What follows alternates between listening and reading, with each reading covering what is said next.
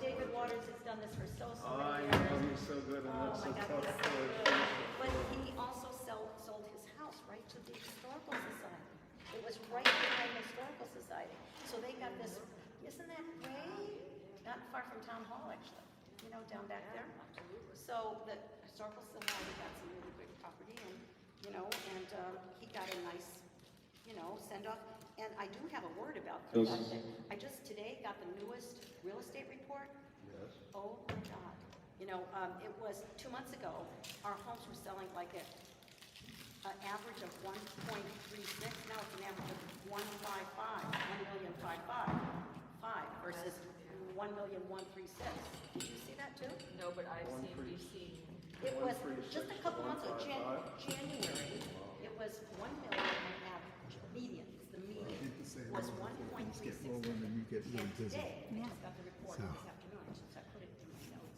My wife's Now it's comment to me, 1,555,000. her advice to me was before I came here tonight I know, was, Jeff Rutherheiser had his Don't house fall on asleep. market 2 weeks ago. It's already under contract, or a week ago. He had an open never house, do. and like the next day, but it's not so exciting to be up there. The past couple of days, Lee, you guys usually is that sit new? there.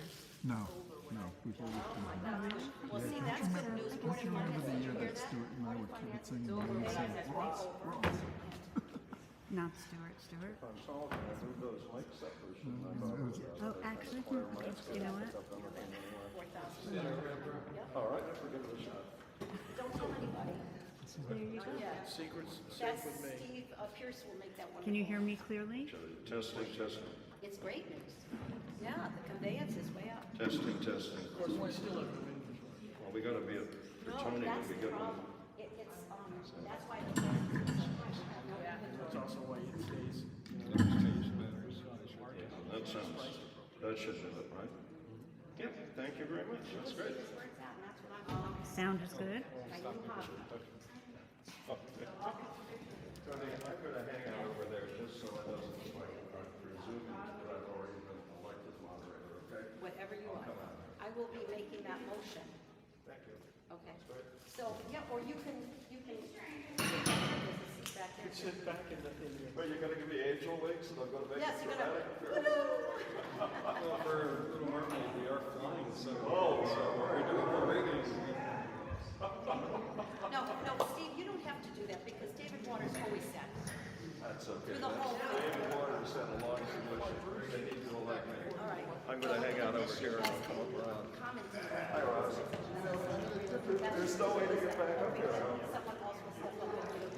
I think I did ask somebody else to step up. No, don't worry, you're just fine. I'm gonna be part of it. So if we have something going on, we can just do this.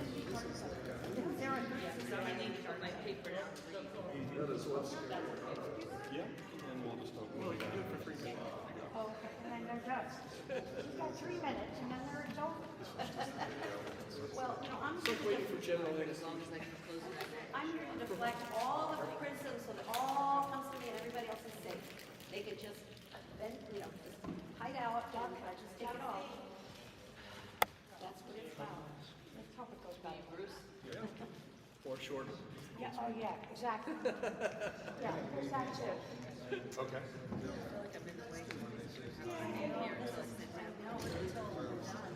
Great. Yeah, I remember you came by and activated. When you're away from your blessed recording.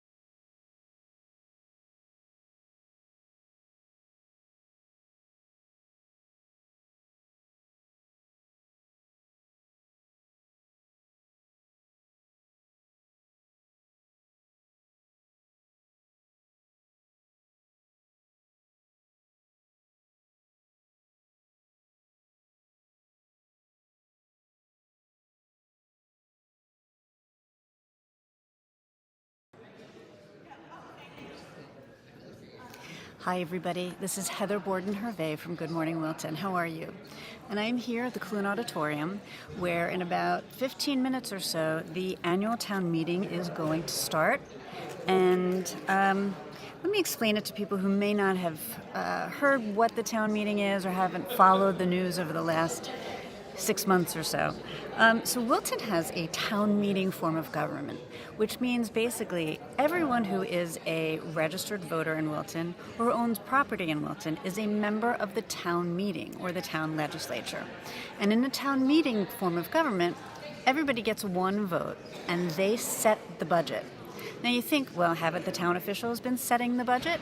Well, they've set a proposed budget. They've spent the last 6 months working on what the budget they want, what the budget they need for next year, for fiscal year 27 is. But it really is up to you. It's up to the voters, it is up to residents, it is up to property owners as to what taxes they want set in order to pay for the budget. So what budget it's going to be is going to determine what you pay for your taxes.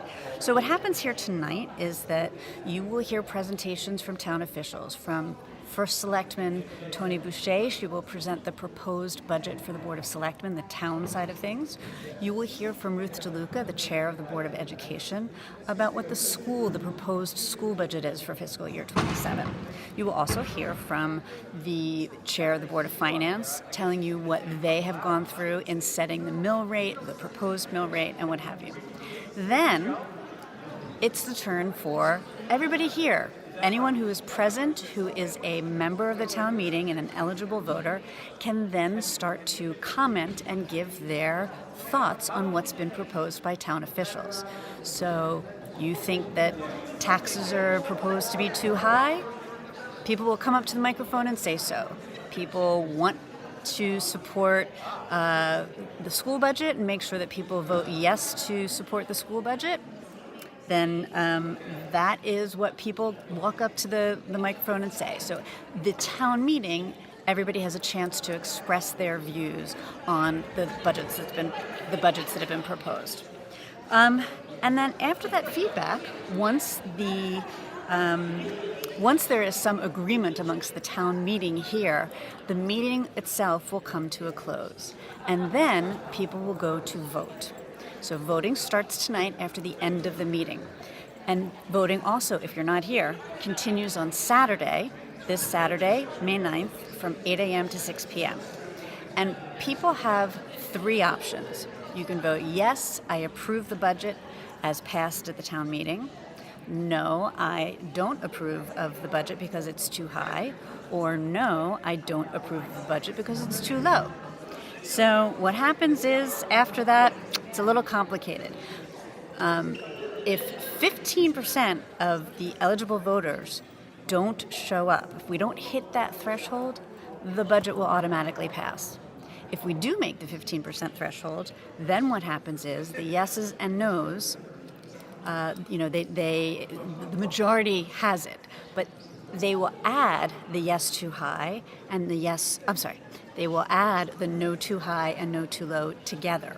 So even people who may be on opposite sides of what they think the budget should be, no matter what, those no's are combined. And if the combined no value exceeds the yes they approve of the budget, then the budget fails and goes back to the Board of Finance. So you really can have a say in what your taxes are going to be. You can have a say in what the town spends its money on and how it spends its money. But you just got to turn out. You can come down here right now. The annual town meeting starts in 9 minutes here at the Clune Auditorium at Wilton High School. And it starts at 7 o'clock, and I guarantee you it'll probably still be going by about 9 o'clock at least.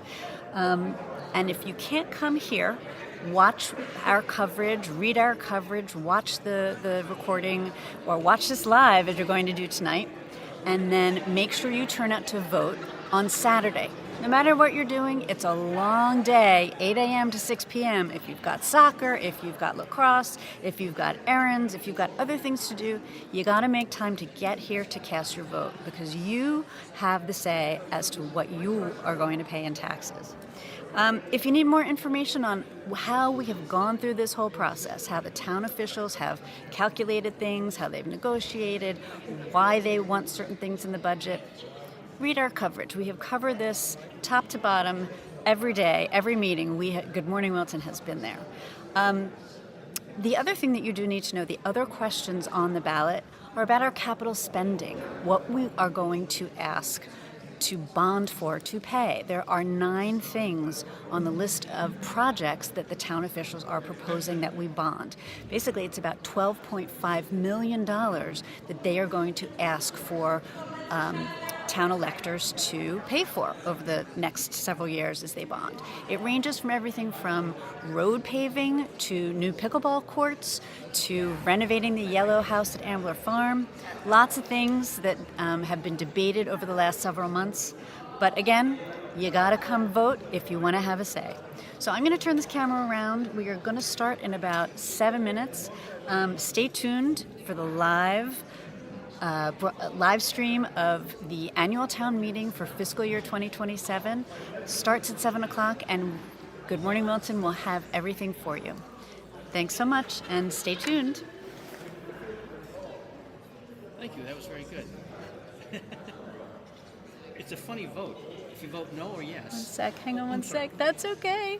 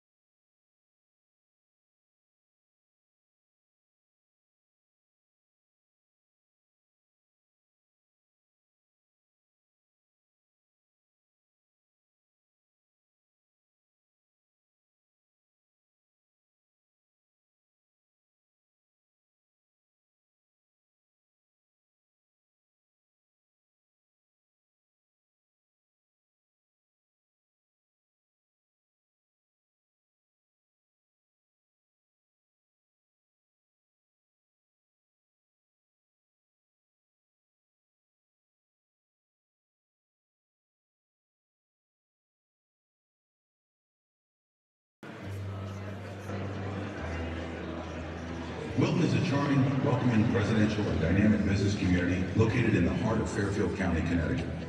Rich in history, with a keen focus on community building for the future, a spirit of innovation and culture of opportunity permeates every aspect of life in this bustling New England town. We have a saying around here, which is Wilton is where you belong. Our commitment to public safety, our educational system, and our active and civically engaged population make Wilton a destination of choice for world-class businesses. ASML is a global corporation with over 42,000 employees worldwide. Over 3,000 of those employees work in Wilton, Connecticut, the largest site in the U.S. for ASML. Most people wouldn't guess that Wilton, Connecticut is the birthplace of the semiconductor industry. The town of Wilton has been an invaluable partner helping us to recruit and retain the best and brightest workforce in the world.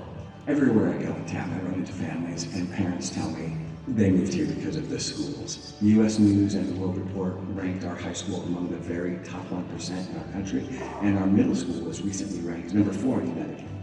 I feel blessed to live and work in this community because the parent community is so supportive, and that support is in the sense of the budget, certainly, but also our PTAs are so wonderful at providing all kinds of supports to the different schools and what our different needs are. A community rich in culture, Wilton proudly celebrates the arts. World-renowned jazz musician Dave Brubeck made Wilton his home, donating his archival collection to the Wilton Library. We're thrilled that the Brubeck family allows us to be the steward of this amazing collection. But really it is one of the largest and most significant jazz archives in the world.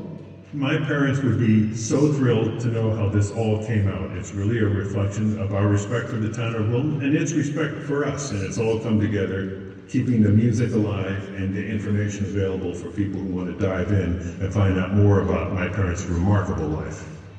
Open, inclusive, we're a small town with a big heart. Many backgrounds, cultures, and religions are represented here. Experience the many specialty stores, top-rated restaurants, and town library that makes our town so special.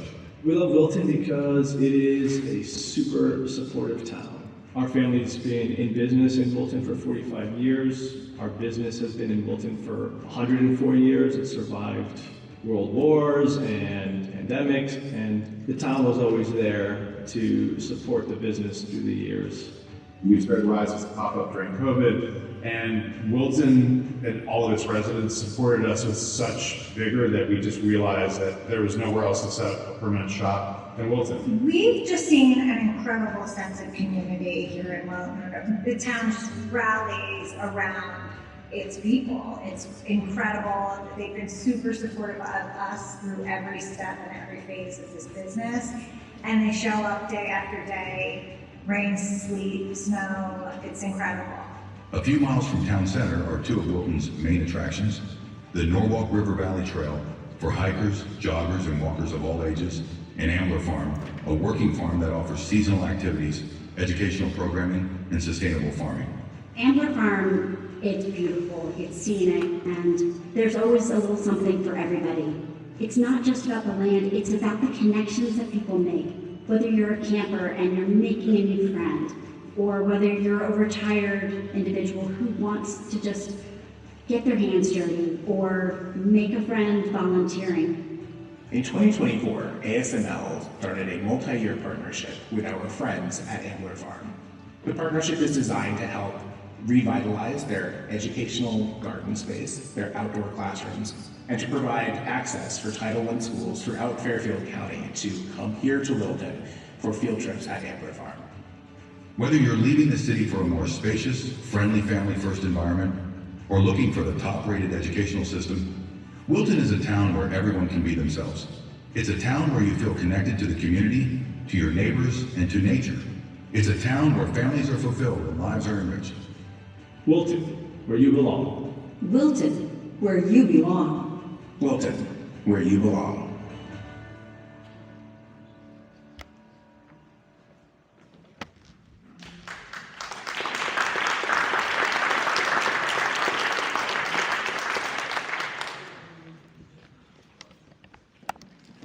Good evening, everyone. and welcome to Wilton's annual town meeting. It is May 5th. It is now 7:15 p.m. and I am calling the meeting to order. Our first order of business is to elect a moderator, and I would like to nominate Stephen Hutzfeld for moderator for this annual town meeting. Do I have a second? Second. A second has been made. All in favor? Signify by saying aye. Aye. Very good. Any no's? Hearing none. Stephen Hutzfeld, welcome and thank you for stepping up to be our moderator this year. We want to do a shout out to David Waters, who has been a moderator for our town for many, many years. We miss him, but I know you all know Stephen as well.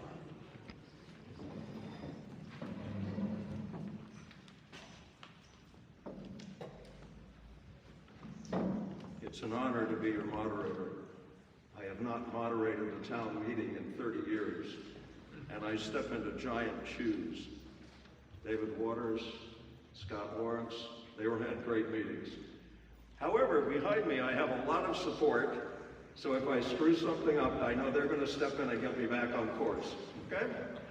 My first order of business is to select the parliamentarian, and I nominate our town council, Ira Bloom, for that purpose. The second order of business is to go forward with the reading of the call. That is the responsibility of our town clerk, Lori Hayback.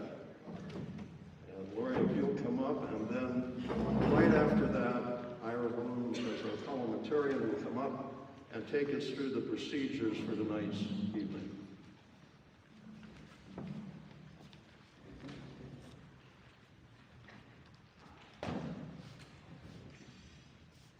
All electors of the town of Wilton and all others entitled to vote at a meeting of the town pursuant to the general statutes are hereby notified that the annual town meeting of the town of Wilton will be held in the Clune Center, Wilton, Connecticut, on Tuesday, May 5th, 2026 at 7 p.m.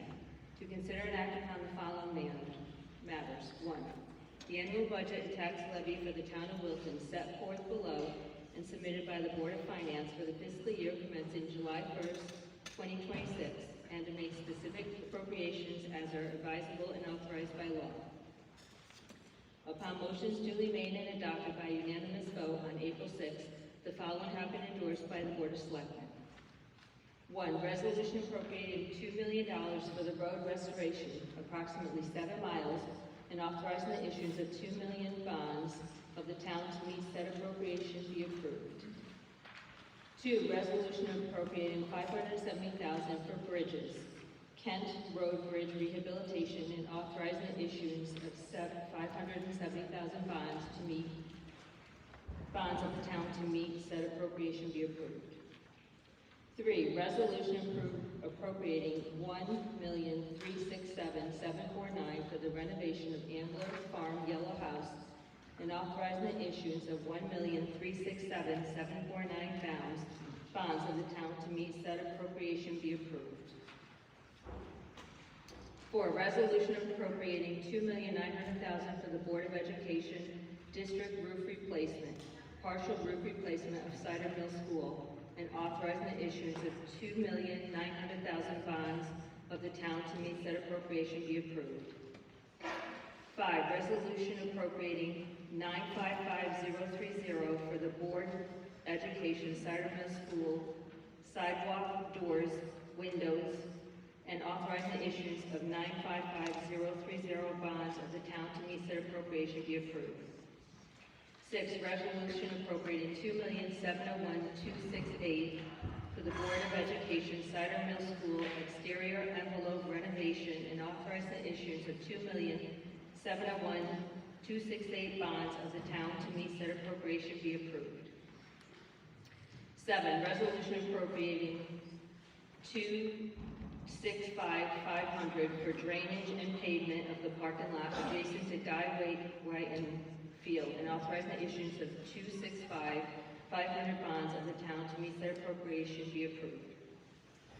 8, resolution appropriating $1,200,000 for the Lily Field replacement and authorizing the issuance of $1,200,000 bonds of the town to meet said appropriation be approved. 9, resolution appropriating $300,000 for 4 outdoor pickleball courts and authorizing the issuance of $300,000 bonds of the town to meet said appropriation be approved. 10, resolution is recommended by the Board of Selectmen to establish a capital and non-recurring expenditures fund, abbreviated CNREF, in accordance with Chapter 108 of the Connecticut General Statutes, and adopt a policy to restrict the use of the CNREF to one-time, non-operating, and non-recurring capital needs. 11, resolution for the town to enter into a new written lease with Friends of Ambler Farm, Inc., abbreviation FOAF, to lease to FOAF the property known as Ambler Farm, located at 257 Hobart Street, for an initial term of 10 years with options to extend, approved by the Board of Selectmen. I invite Ira Clune to come forward as our parliamentarian.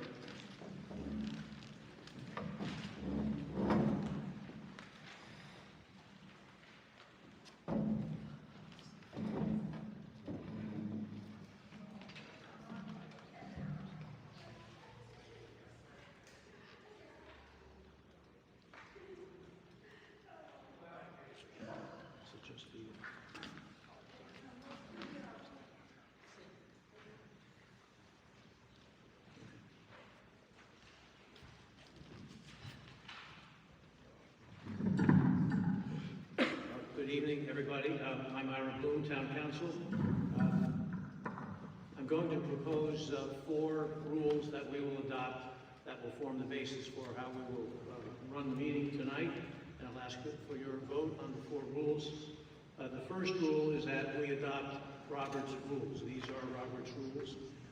He had a lot of rules, obviously, and we're going to try to adopt them and abide by them tonight. That's number 1. Number 2, we will vote for a time limit on speakers. It'll be basically 3 minutes per speaker on an item. However, there are nine bonding resolutions. If you choose to speak to more than one, you can have up to 6 total minutes. Otherwise, it's a 3-minute limit. We have a timekeeper, and we will try to keep close to that limit. The third rule is what we call calling the question. There comes a time in a lot of meetings where somebody, perhaps they've heard enough, they want to end the debate. If they're recognized, they may call the question. And if it's seconded, that means that under Roberts, there'll be a vote to terminate the debate, yes or no. We will adopt a modification to that tonight so that if somebody does call the question, and we urge you not to do it prematurely, let your friends, neighbors, residents have time to speak. But if that happens, the moderator will, under this revised rule, he will look to see how many people would like to speak by a show of hands, and say there's a few people that still would like to speak, then he will have the discretion to allow those people to speak, notwithstanding the motion. So that's our modification to calling the question. And the last one is what we call filling in the blanks. Sorry, I should put this.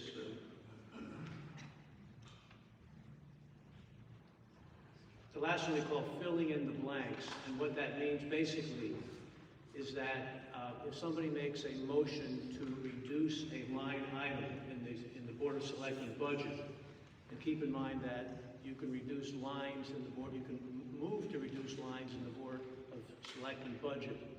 With regard to the Board of Education budget, it's a bottom line vote. So you can't move to change or reduce lines within the Board of Ed budget, but you can do that in the Board of Selectmen budget. If somebody sees a line in the Selectmen budget that they wish to reduce, then they can make that motion. It has to be seconded. At that point, again, under this filling in the blanks theory, the moderator will ask if there are any other motions for that line item. Somebody may pick a line item and say, I'd like to reduce that by, say, $25,000. The moderator will say, are there any other motions? There might be one for 50,000 perhaps. If they're seconded, then we will discuss them and then vote, starting with the highest cut. If that passes, that's the verdict here. If it doesn't, then it goes to the next highest, which is the 25 in my example. If that doesn't pass, then it stays as it is. So that's what we call filling in the blanks. So those are the 4 rules. Adopting Roberts, time limits, calling the question, and filling in the blanks. So I will ask if there is a motion from the assembly here to adopt those 4 rules. Would anybody like to make it? Okay, so moved. Is there a second? Second. All in favor, please say aye. I'd like to speak to those rules, to this vote. Okay, I think you're allowed to. I urge the assembly, Moses Alexander, 61 Riders Lane, and I'd urge the assembly not to adopt number 3, which is the motion that gives the moderator the option of not calling a vote to call the question. Would you please state your name and address? Moses Alexander. Should probably let the moderator sort of.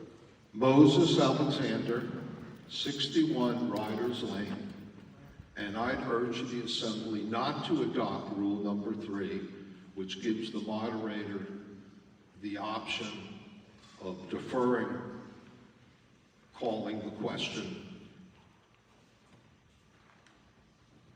Is there a second? See if there's a second to that. Somebody did say second. So all in favor? Can you just raise your, if you have your cards on you? Does anybody want to discuss it? We should have. Yeah. I think what the gentleman is saying is that we should not, the assembly, the body here should not adopt the 3rd item that I mentioned, which is the modification to calling the question. Under Roberts, if somebody is recognized and says, I'd like to call the question, and if that is seconded, then it goes to an immediate vote to call the question. If that succeeds, that's the end of the discussion. No more debate. The modification would allow the moderator, having heard a motion to call the question in a second, to ask how many people would like to speak by a show of hands. It's a courtesy to people in the body who have come here, a courtesy to your fellow citizens, and he will have that option to see how many would like to speak. And those people who indicated they still would like to speak will have that opportunity before the question is called. So that's the motion. So we probably should see if there's any further discussion or comments on that motion by anyone else. If not, you See anything there? In that case, if you're in favor of the motion that Moses Alexander has proposed, would you please raise your card so I can see your card?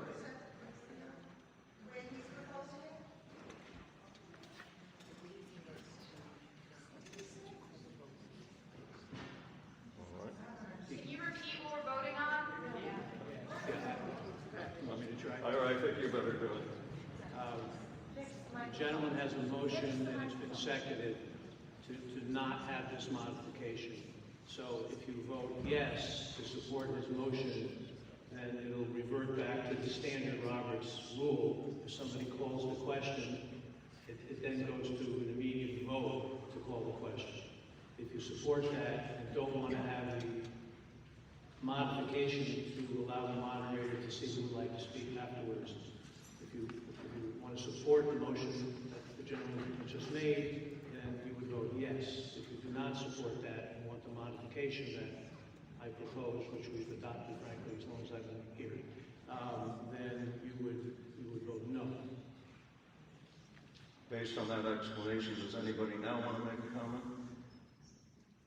If not, then I will ask you to vote on it. If you're in favor of the motion, please raise your card so I can see that.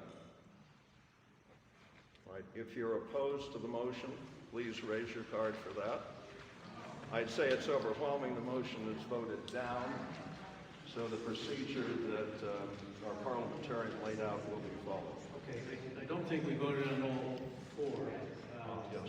Yeah, so, so those are so we'll go back to what I had proposed. I'm going to propose that we adopt the 4 rules that I had suggested, operating by Roberts, time limits, 3 minutes, basically 6 minutes for more than one bonding, calling the question as I proposed with the discretion to the moderator, and lastly, filling in the blanks if there are multiple motions to decrease a particular line item. Any other discussion on those 4? If not, all in favor of adopting those 4 as rules for this meeting, please say aye. Aye. Opposed? Okay, I think the ayes have it. So those will be the 4 rules that we will adopt. Let me go on to a few additional items here which are based on the charter, so we know how much we can do here. There are certain things that you may not do, and there are certain things that you may do. So on the may not list, you may not appropriate more money than the Board of Finance has recommended for a particular line item. You may not appropriate money for any purpose not recommended by the Board of Finance and represented by a line item in the budget. You may not reduce any line items below the town's legal obligations, and you may not reduce one line item to create an increase in another line item. So those are the 4 things from the charter that you cannot do. I'll summarize quickly here some things that you can do pursuant to the charter. You can, as we discussed, reduce particular line items within the Board of Selectmen budget. You can reduce only the total recommended Board of Education budget, not a particular line item. And you can reduce the debt service appropriation, but not below the town's legal limits. Quickly, in terms of the voting procedures, at the conclusion of this session, you will have the opportunity in the lobby to vote. The red stars will be there as long as there are people who want to vote tonight. If you would prefer not to do that, the machine vote will continue this Saturday, which is May 9th, between the hours of 8 a.m. and 6 p.m. in the same lobby right here in the Clune Center. You may want to remember that those are slightly different hours than normal November voting hours. Starts at 8 p.m. on Saturday until 6 p.m. on Saturday. Each voter, you'll see on the machines that you have 3 options. You can approve the budget, you can reject the budget because it's too high, and the third option is you can reject the budget because it's too low. And so those will be compiled, and the 2 rejection, whether it's too high or too low, will be added together. If that exceeds the in favor, then the budget does not pass. There is a 15% requirement that 15% of the electors vote to make that binding. So those are on the budget items. You will also see that there are votes on the 9 bonding issues that will be discussed. You'll hear our first selectman discuss those a little bit later. There will also be the vote, as you heard from Lori Kabak, on a creation of a new fund. And lastly, there'll be a vote on the Amber Farm lease. Those last items, the bonding, the special fund, and the Amber lease will be discussed here tonight, explained, discussed. You'll have plenty of opportunity to discuss it, but the votes on all those things will take place on the machine vote only. Absentee ballots. So I pointed this out already about the bonding, but that'll be by machine vote. And finally, for the absentee ballots, they will be available tomorrow, May 6th, beginning at 8:30 at Town Hall. They're available until Friday, May 8th at 4:30. If you choose to do that, you must have them back at the town clerk's office by Friday at 4:30. If you choose to mail it, you have make sure it gets there by 4:30 on Friday. The other option is that you can also put them in the drop box, which is behind the town hall, and you have until 6 p.m. on Saturday to put absentee ballots into the drop box. So thank you for your attention.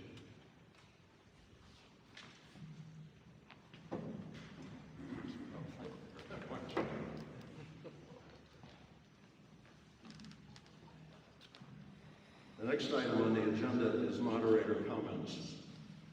And I've asked our CFO, Don Savo, if she would kindly monitor our time and monitor my time at 3 minutes per speaker that we asked you to have. So I'm going to speak to you for 3 minutes or less on my comments, and they're very limited. The first one is a bit of a cautionary tale. When I arrived here 39 years ago, I attended my first town meeting about 38 years ago. At that meeting, I decided I wanted to make a comment in support of the Board of Education budget, which I did. But I also decided I would save the town a little time by also making a comment on the bonding resolution. That did not go well. You will find there are 4 comment periods here, one for each segment of what we're doing this evening. The first segment relates to the town budget. There will be a comment period for that.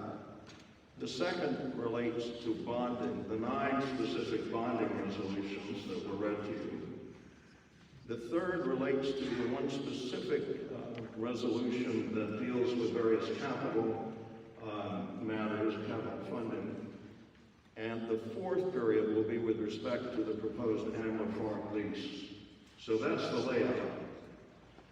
What I would ask you to do, and this is my second point, is please honor the time limits involved, because that's a way for everyone to participate without us burning the midnight oil to accomplish that result.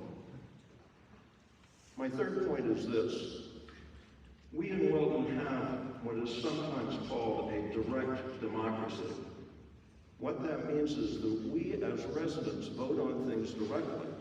Other towns, for example, Norwalk, have what's called, in their case, a common council, elected people who make the kinds of decisions that we make at this annual town meeting and other town meetings. That's a huge responsibility for all of us. And the fact that you are here to be part of carrying out that responsibility is an enormous tribute to you. It's something that all of us, even those not here now, those not watching it electronically, can carry forward by actually voting. Last year, it was 15.2% of our electorate that voted in the annual town meeting vote. That's not acceptable. The numbers need to be higher because we are a direct democracy here in Wilton, where everyone's vote matters, and where all of us participate in making these decisions directly. So thank you all very much for being here and for your role in making that direct democracy work well. With that, my next responsibility, how did I do on that time? Okay, thank you. Next responsibility is to get specific remarks on the budget. And first off, I'm going to ask Tim Burge, the Chair of the Board of Finance, to come forward and give overall remarks on the budget.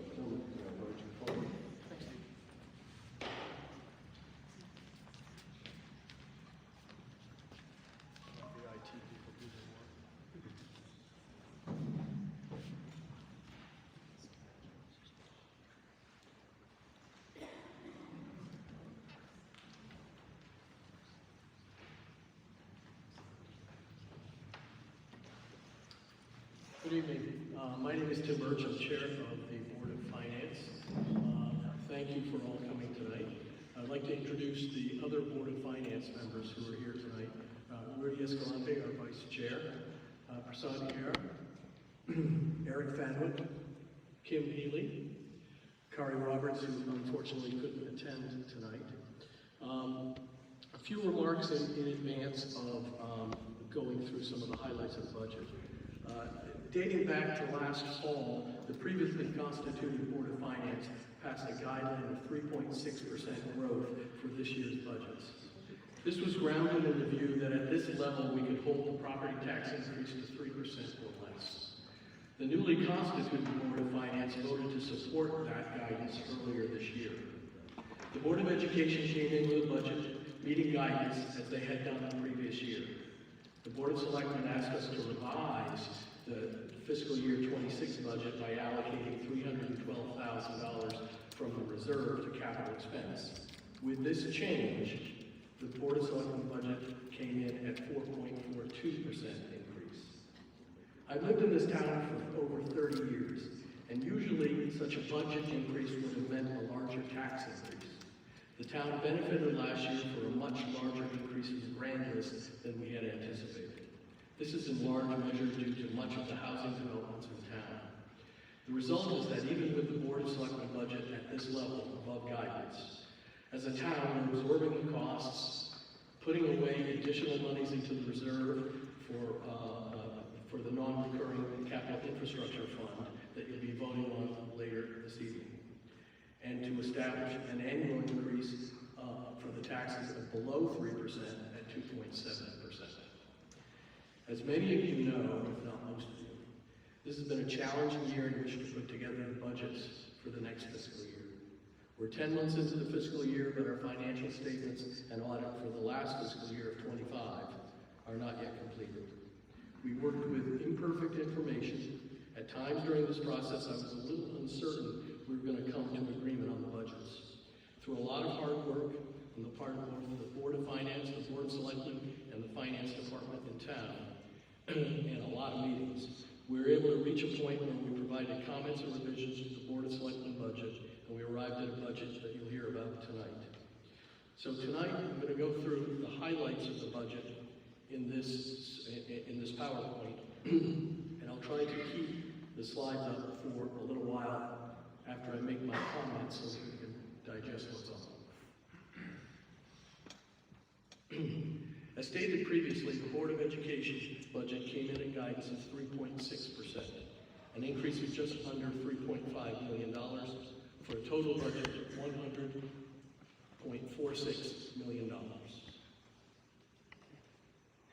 Board of Selectmen, after the adjustment to the fiscal year 26 budget I discussed earlier, came in at 4.42% increase, or $1.65 million, and a budget of $39,097,000. The Board of Finance recommended an additional $500,000 be set aside for capital infrastructure needs, in addition to the required 1% of budget that has to be placed in reserve. This has led to an overall operating budget increase of 4%. This in turn leads to a mill rate of 25.0623, or a 2.7% increase.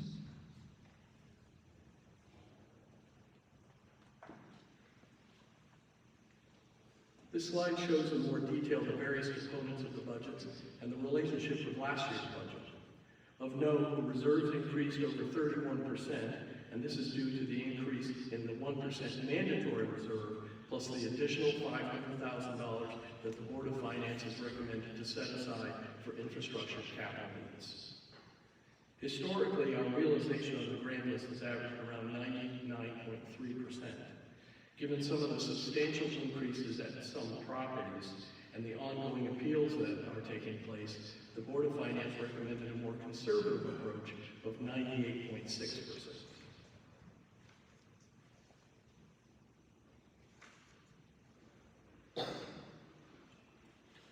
As this slide indicates, residential and apartment property taxes comprise over 73% of our revenue sources. As with most of our neighboring towns of a like size, commercial property taxes as a percentage have fallen and are now just under 10%. On the expense side, the Board of Education budget has consistently accounted for around 66% of the expenses of the town, with the Board of Selectmen and debt service equaling another 32%.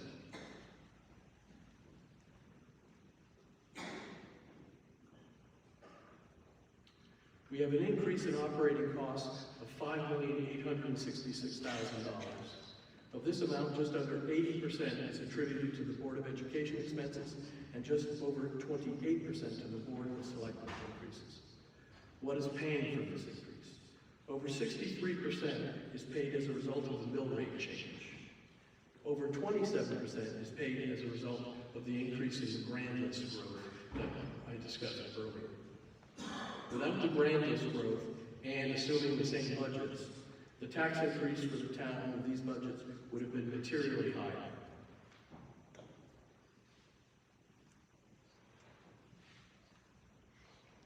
This slide shows that if we focus on mill rates, the proposed mill rate is at the lower end of the last 6 to 7 years.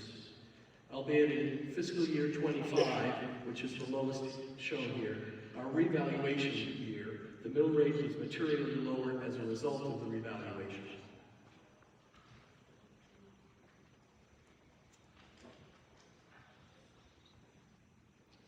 This is a simple way of calculating the real estate taxes based on the mill rate. So if you forecast your property taxes with this mill rate, you take your assessed value, divide it by 1,000, multiply it by the mill rate, and that should be your annual taxes.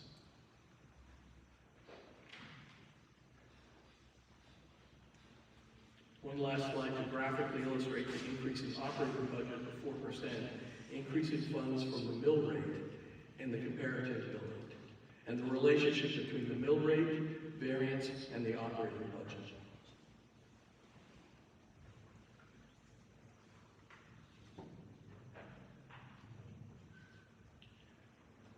I know Tony will discuss some various bonding proposals.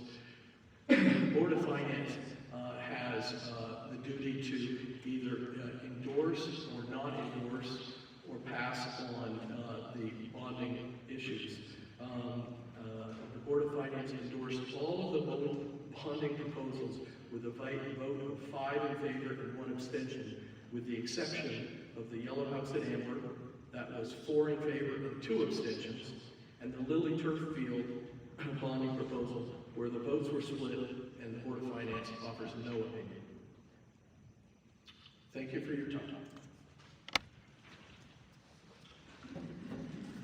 Thank you very much. I now call upon the Chair of the Board of Education, Ruth DeLuca, to come forward and make her presentation of the Board of Education's proposed budget.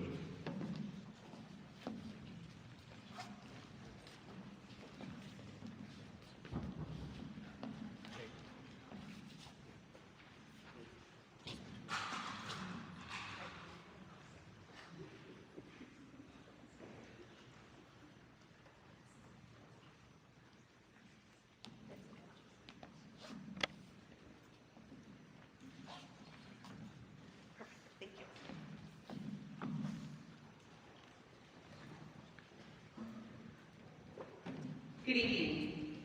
The Declaration of Independence was signed on August 2nd, 1776. And tonight, almost 250 years later, I have the honor and privilege of standing before the Living Connecticut Annual Town Meeting in service of the deeply democratic practice of settling tax rates at the ballot box. Tonight, as Chair of the Wilton Board of Education, I present to you the Board of Education 26-27 budget.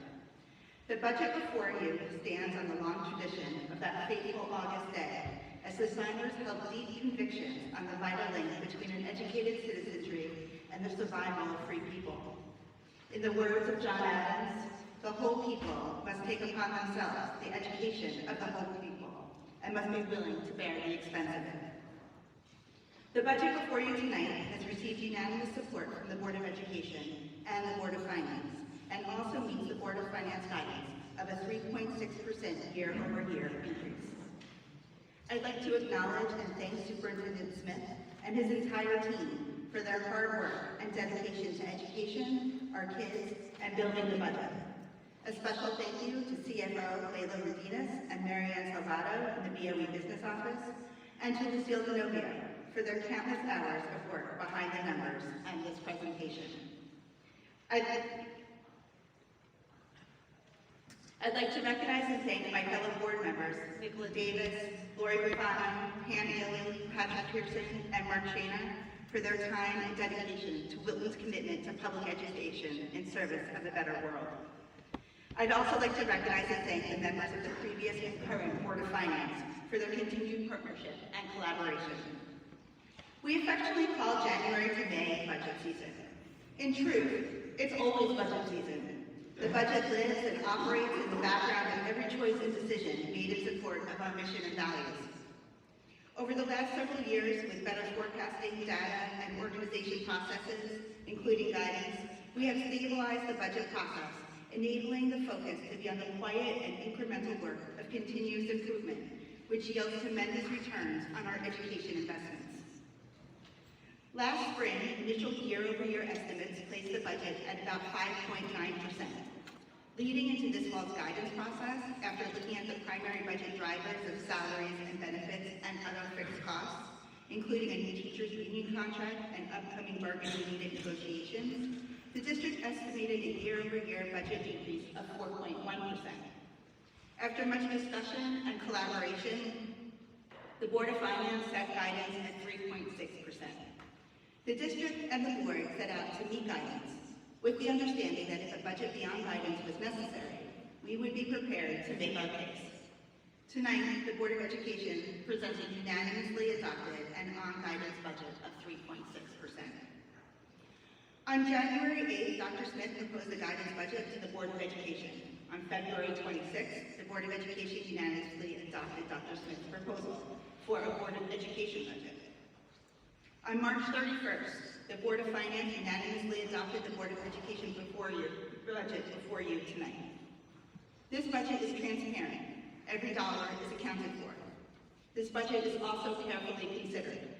During the deliberation process, both the Board of Education and the Board of Finance asked serious and challenging questions around both current and future programming and facility needs and enrollment trends. With this budget, we maintain current class sizes, recognize our professional and financial commitment to teachers and staff, and support the district's continuous improvement initiatives that promote the delivery of a rigorous, challenging, and enriching education experience for all students. This budget, with thoughtful cost avoidance strategies, strategic resource management, and staffing allocations, also demonstrates the board's commitment to responsible stewardship of tax dollars. Once again, we deliver excellence for great value. Wilton values its commitment to providing a world-class education that delivers performance and opportunity at the highest levels. This budget allows Wilton to faithfully execute that commitment. This budget provides the necessary resources to maintain the excellence of our system, while also adapting to emergent needs and preparing for the challenges of tomorrow. The mission of the Wilton Public Schools is to inspire and prepare all students to contribute meaningfully to a globally interdependent society. Guided by expert instruction and a rigorous learner-centered curriculum, our students actively pursue their goals and aspirations to be productive and resourceful members of the community. The fulfillment of our mission is expressed through our vision of the learner, which captures learning's lifelong journey, recognizes the complexities and the dynamics of a rapidly changing world, and recognizes that a Wilton education must be grounded in today and also prepare our children to meet the challenges of tomorrow. The vision of a learner is our commitment to nurture the traits that will enable our children to productively struggle and succeed in a volatile, uncertain, complex, and ambiguous world. To be a balanced and healthy human being, a contemporary multiliterate scholar, a self-navigating expert learner, a creative entrepreneurial designer, a courageous and ethical leader, and an active socially sensitive citizen. Evidence of our commitment in both systemic and student achievement and accolades is overwhelming. We have much to celebrate and be proud of. Some highlights include: Wilton has the highest accountability index score, a measure of how well districts prepare students for college, career, and life, in our district reference group of Darien, Buchanan, Westport, Weston, and Ridgefield. U.S. News and World Reports ranks Wilton High School number 5 in Connecticut and ranks Middlebrook number 3 in Connecticut. For the 5th consecutive year in a row, the NAM Foundation named Wilton the best community for music education. In 2025, we had 10 National Merit semifinalists and 21 commended scholars. Wilton High School students achieved the second highest average SAT scores among public schools in the state, securing the number 2 position in English and math. 123 seniors achieved the seal of biliteracy. Wilton High School offers 29 AP courses starting in 10th grade, 10 UConn ECE courses, and 31 honors courses across all content areas of study. 463 students take AP and UConn ECE courses. 96.8% of students score a 3 or higher on AP exams, with a 2025 average score of 4.27. The class of 2026 has 17 student athletes going on to play in college, 8 for Division I schools and 9 for Division III schools. There are 36 all-FCIAC athletes and 13 all-state athletes. This year, the girls' ski team was Class S regular season champions. Both the girls and boys hockey coaches were named FCIAC Coaches of the Year. The boys swim and dive team were the Class M state runner-up, and the wrestling team was awarded the FCIAC Sportsmanship Award. Across all 4 schools, Wilton students regularly bring home top honors from science fairs, fine arts competitions, and debate meets. At DECA, we had 55 students compete and 7 advance to nationals. This year, the Middlebrook Science Fair had a record number of entries, with 10 students advancing to the Connecticut State Science and Engineering Finals. 4 Middlebrook students recently took first place at the first LEGO League Robotics State Championship and competed in the national tournament. 2 Wilton High School students were selected as candidates for the 2026 United States Presidential Scholars Program. Members of the class of 2026 have accepted enrollment to some of the nation's most selective colleges and universities, such as the University of Pennsylvania, West Point, Boston College, Princeton, Emory, Harvard, Cornell, Northeastern, and Tufts. Last fall, the board settled on a set of budget goals, priorities, and assumptions.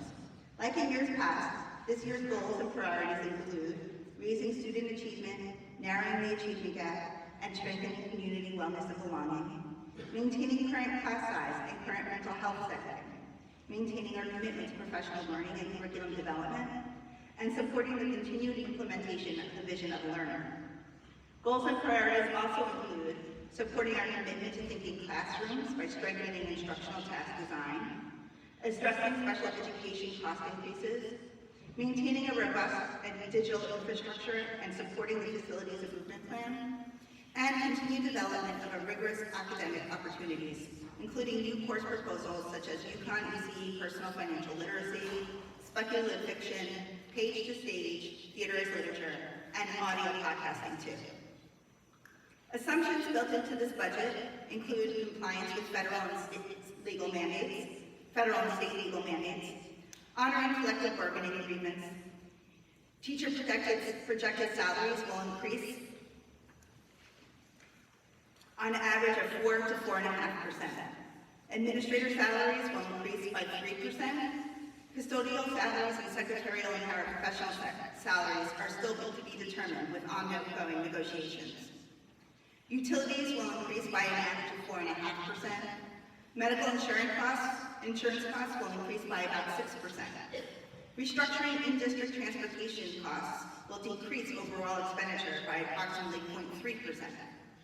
Federal title funding is not guaranteed, and year-over-year enrollment projections suggest a decrease of 20 students. There are also several revenue stream assumptions which offset their respective locations and are estimated to be approximately $656,000. Miller Driscoll preschool tuition of about $352,000, Wilton High School pre-K tuition of about $27,000, clubs and activity fees across all the schools of about $45,000, Wilton High School parking fees of about $30,000, Wilton High School gate receipts of about $23,000, Wilton High School athletic participation fees of about $154,000, and building use fees of about $25,000. This budget request meets the Board of Finance budget guidance and was unanimously approved by the BOE and BOF. It represents a year-over-year increase of 3.6% at about $3.4 million. This year's budget advances our goals and priorities through a combination of minimal new spending, strategic resource management and staffing allocations, targeted reductions in non-staff line items, and request deferrals. All these moves work together to meet guidance while strengthening our ability to deliver a Wilton education and provide excellence at great value. The vast majority of our budget supports staff. Salaries and benefits combined account for approximately 80% of the budget at a little over $80 million. The year-over-year difference is approximately $3 million. The next largest components of the budget are transportation at about 5% for about $5 million, with a year-over-year difference of about $100,000. Contracted services, including technology, special education, facilities, and finances, at about 3.8% for about $3.8 million, with a year-over-year difference of about negative $177,000. Private tuition at 3% for about $3 million, with a year-over-year difference of negative $72,000. Utilities at 2% for about $2 million, with a year-over-year difference of about $90,000. Supplies and digital resources at 1% for about $1.3 million, with a year-over-year difference of about $50,000. Building and property services at 1% for about $1 million, with a year-over-year difference of about $250,000. Liability insurance at about 0.5% for about $560,000, with a year-over-year difference of about $26,000. Textbooks and instructional supplies at about 0.5% for about $450,000, with a year-over-year difference of about negative $10,000. Training and conferences at 0.2% for about $220,000, with a year-over-year difference of about $4,000.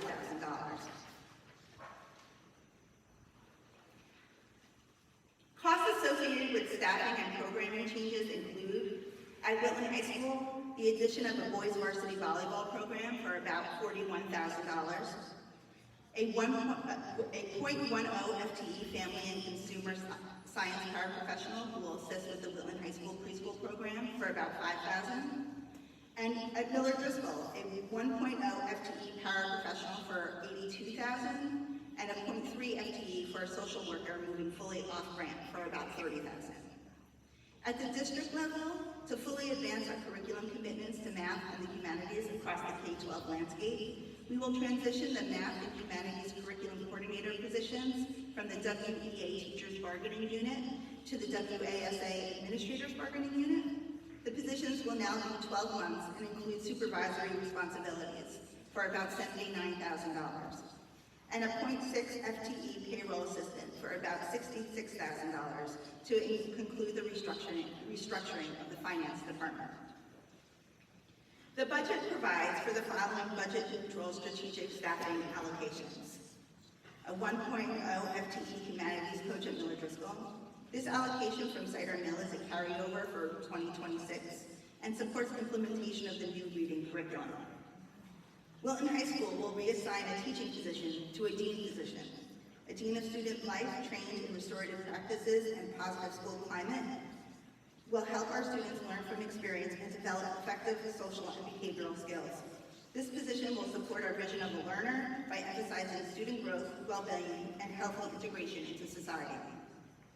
Through a reduction in the special education contract services line, the special education department will add at Cider Mill 1.0 FTE board-certified behavioral analyst, a 1.0 FTE Martin Gillingham reading interventionist, and at Genesis, a 0.6 teacher to maintain Genesis staff at 5 full-time employees. Targeted reductions amount to about $455,000 and were taken from the following lines and amounts. $270,000 from special services out of district tuition, $37,000 from training and conferences, $116,000 from furniture requests, $24,000 from the LLC collection, and $8,000 from kitchen repairs. Deferred staffing requests not in this budget total about $765,000 and include 1 FTE for Miller Driscoll paraprofessional for about $82,000, 1 FTE for maintenance for about $113,000, 1 FTE at Middlebrook for the paraprofessional and the LLC for about $82,000, 1 FTE for a Middlebrook humanities coach for about $154,000, 0.30 FTE social worker for about $35,000, and an additional ND pre-K class and staff for a little under $300,000. We also deferred a $6,000 request to add boys JV volleyball. This budget also supports continued cost avoidance strategies that temper rising special education outplacements, keep Wilton students in the community, and drive success and well-being. The current budget for the Genesis program, not including transportation, is $870,000. There are 21 students enrolled. The cost per student is approximately $41,000. If outplaced today, we would see an increase in the out-of-tuition line by approximately $76,000 to $160,000 per student. By continuing to support and grow the Genesis program, we estimate a minimum cost avoidance of approximately $68,000 per student. This is also true for the Community Steps program. The current budget for this program, not including transportation, is $690,000. There are 14 students enrolled. The cost per student is approximately $49,000. If outplaced today, we would see a similar increase in the out-of-district tuition line by approximately $55,000 to $160,000 per student. By continuing to support Community Steps, we estimate a minimum cost avoidance of approximately $60,000 per student. In addition to tuition, we have to provide out-of-district transportation. Out-of-district transportation for Genesis and Community Steps would cost between $55,000 and $160,000 per student. Over this year and last, we have restructured the transportation model for these two programs. By purchasing 2 vans and hiring drivers, we were able to reduce the overall in-district transportation budget by $188,000. Earlier, I discussed the addition of 2 budget-neutral staff positions at Cider Mill, the board-certified behavioral analyst and the Orton-Gillingham certified reading interventionist. This staff realignment also serves as a cost avoidance strategy by addressing emerging special education needs at the lower school with the goal of keeping kids in the district and in the community. The Wilton tradition of excellence at great value continues. District reference group comparisons bear this out. This year's 3.6 requested increase sits at the lowest in our district reference group of Darien, Westport, Ridgefield, New Canaan, and Weston. Between fiscal year 13 and 14 and 24-25, our growth rate was 22%. The next lowest was Weston at 30%, and New Canaan the highest at 41%. Our compound annual growth rate over the same time period is also the lowest in the district at 1.85%. Again, Weston is the next lowest at 2.43%, and New Canaan the highest at 3.16%. We continue to track the lowest with our fiscal year 26 12-year look back compound annual growth rate at 2%, with Weston next at 2.48%. In previous years, Wilton sat in the middle to the lower end of cost per pupil rankings in our district reference group. Last year, according to the Bureau of Fiscal Services, Wilton had the lowest cost per pupil in our district reference group. That remains true this year, with Ridgefield spending $345 more per pupil, and the middle-ranking districts of Darien and New Canaan spending $1,255 and $1,358 more per pupil, respectively. EdSite data lags a year behind. Data posted last year showed Wilton at the second lowest spot, just after Ridgefield, and the most recent data for 23-24 has us last, behind Ridgefield by $734 per student. The total 26-27 projected enrollment stands at 3,682 students, including pre-K, Genesis, Community Steps, and outplacements. This keeps enrollment almost flat, with a projected decrease of 20 students across the district. Cohorts are projected to remain stable.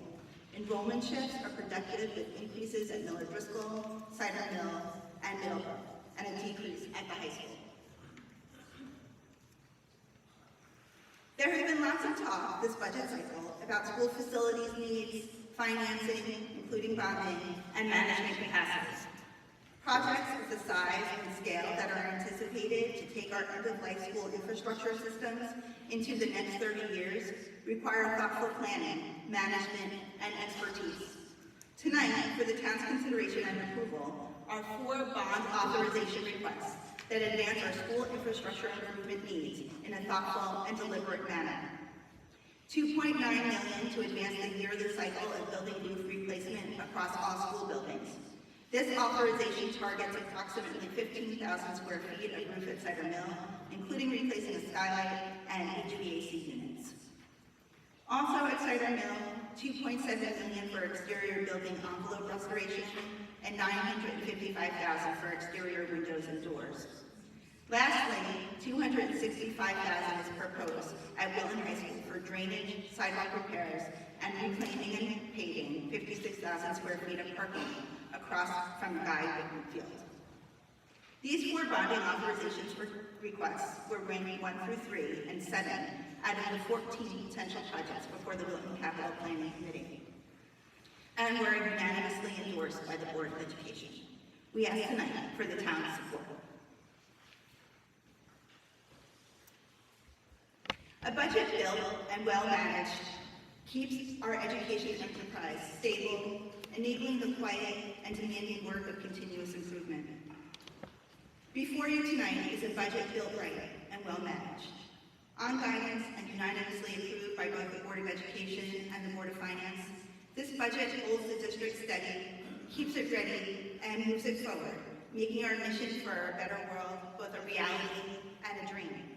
On behalf of the district and the entire board, we ask the annual town meeting to support this budget, and thank you for your continued support and commitment to Wilton education.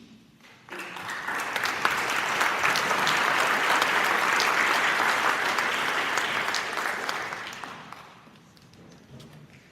Thank you, Ruth. I now call to the podium our first selectwoman, Tony Boucher, to present the proposed Board of Selectmen budget.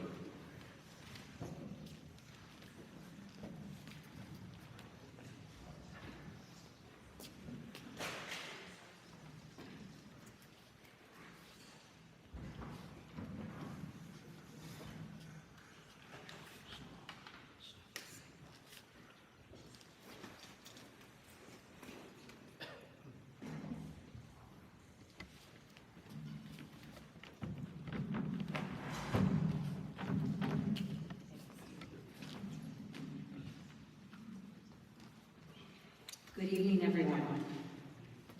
The video shown before the start of our meeting is a reminder of why we all love Wilton and continue to live here.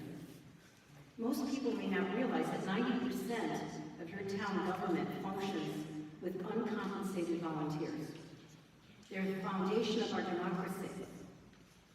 And it's right now not a very easy time to be a volunteer in any level of government. The time required may put pressure on one's professional life and sacrifice personal privacy and that of one's family. You may be also subject to public and media criticisms at a time, even some hostility, as we're living in very polarized times. Now more than ever, we need good people to step up, and like in years before, this year we've been fortunate to have new board members along with seasoned members who have stepped up. They are individuals who strive to listen to their colleagues' views, knowing that mutual respect is the best way to achieve our goal of improving the quality of life for everyone in our community. I'd like to introduce some of our new board members this year that are here on the dais. David Takow, Richard McCarty, who is traveling right now, and Matt Ramondi. I'd also like to thank our veteran Board of Selectmen member and second selectman, Ross Tartell. I think all of you know Ross very well. They have all been great collaborators, and together we've accomplished much during these challenging times. And I'd like to publicly thank them tonight. Thank you all very much. It's a joy to work with you.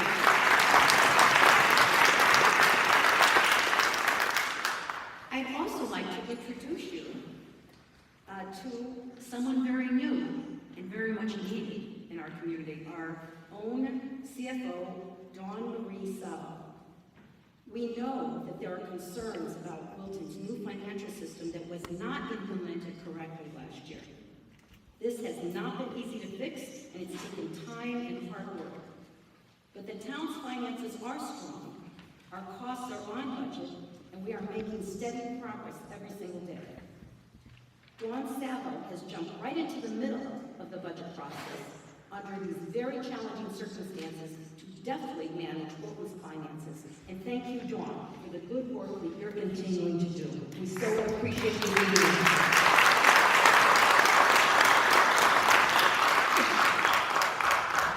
As you saw in our video, people are drawn here for our excellent schools. They are remaining the town's #1 priority, and we thank our superintendent, Kevin Smith, and his board and its wonderful leadership. Unlike the Board of Education, which has a wonderful PTA to champion their mission, town departments mostly stay under the radar, or staff work behind the scenes unless you're in an accident, have a fire or a health emergency, or you need a dog license. But we also need to recognize the staff who keep the town running and help to provide other essential services such as the social and senior program managers, parks and recreation staff, our dial-a ride drivers, the town clerk who is here and her staff, the tax collector, assessor, our IT department staff, who make sure calls get through and our computers stay connected and secure. They did a phenomenal job wiring our new police department without missing a beat. We're so really appreciative of that. Our health department, town building and planning offices, environmental affairs and conservation, the town's recycling center, animal control, building inspectors and permitting, and the registrars who manage the voting process tonight and in every election. We often take for granted that our roads get paved, bridges and buildings get fixed, sewer and water lines are maintained, and snow gets plowed. And boy, what a year it has been on that front, right? After the catastrophic 500-year flood in 2024, we experienced massive back-to-back blizzard-like snowstorms that resulted in statewide road salt shortages in February.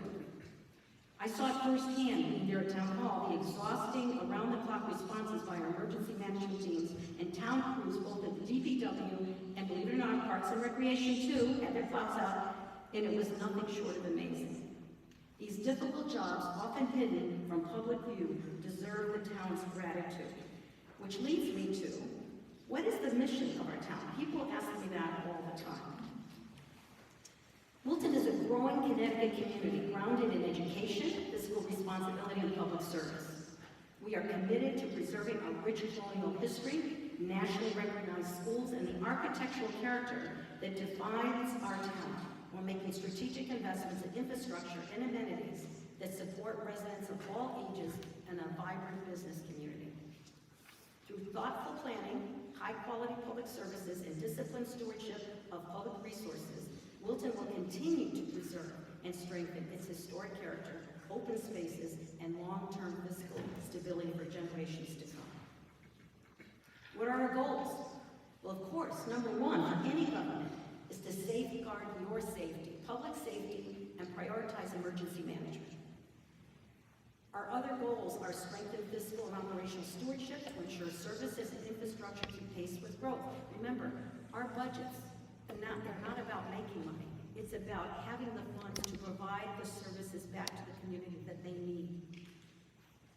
We need to strategically manage sustained grandness growth, and we're doing a very good job there. $75 million in 2024, $104 million in 2025, which has really helped to reduce the budget costs that you see tonight. We developed and implement a long-term capital plan to address the over $100 million in deferred maintenance and evaluate and prioritize potential bonded projects within sustainable debt capacity.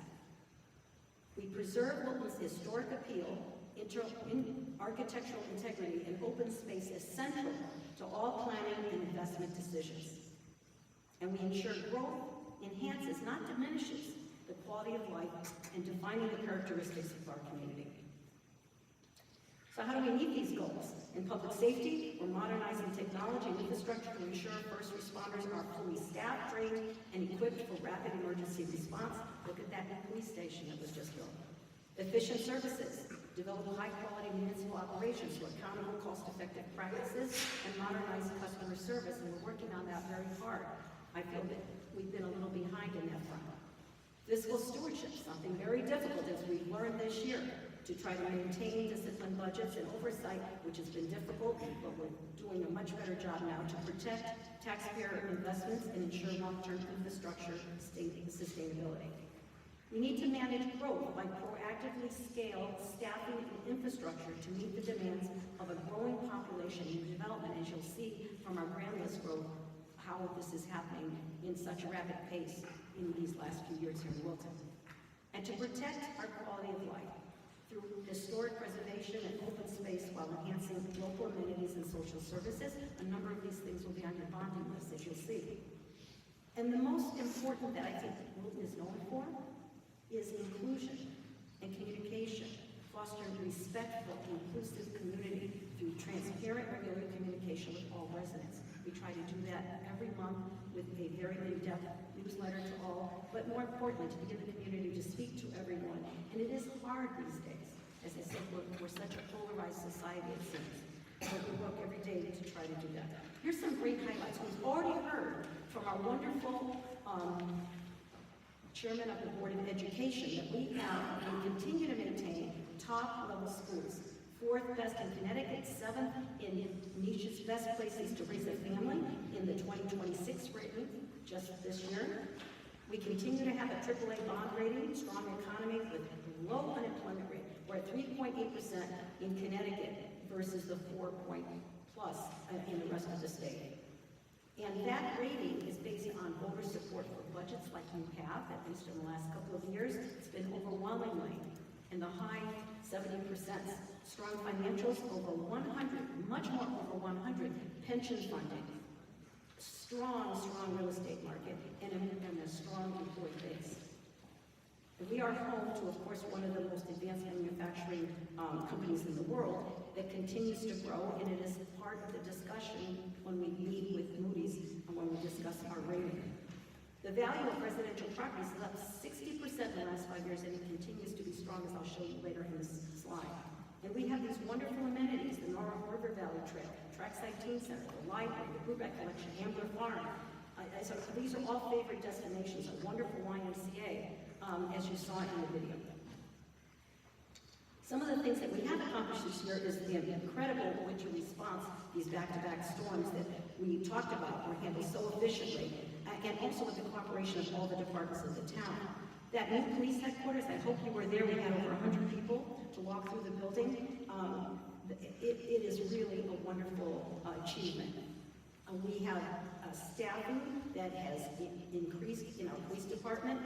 Our goal was 44 to 45, and we're just about there. They also have reduced numbers of crashes, 0 fatalities for the 2nd year in a row.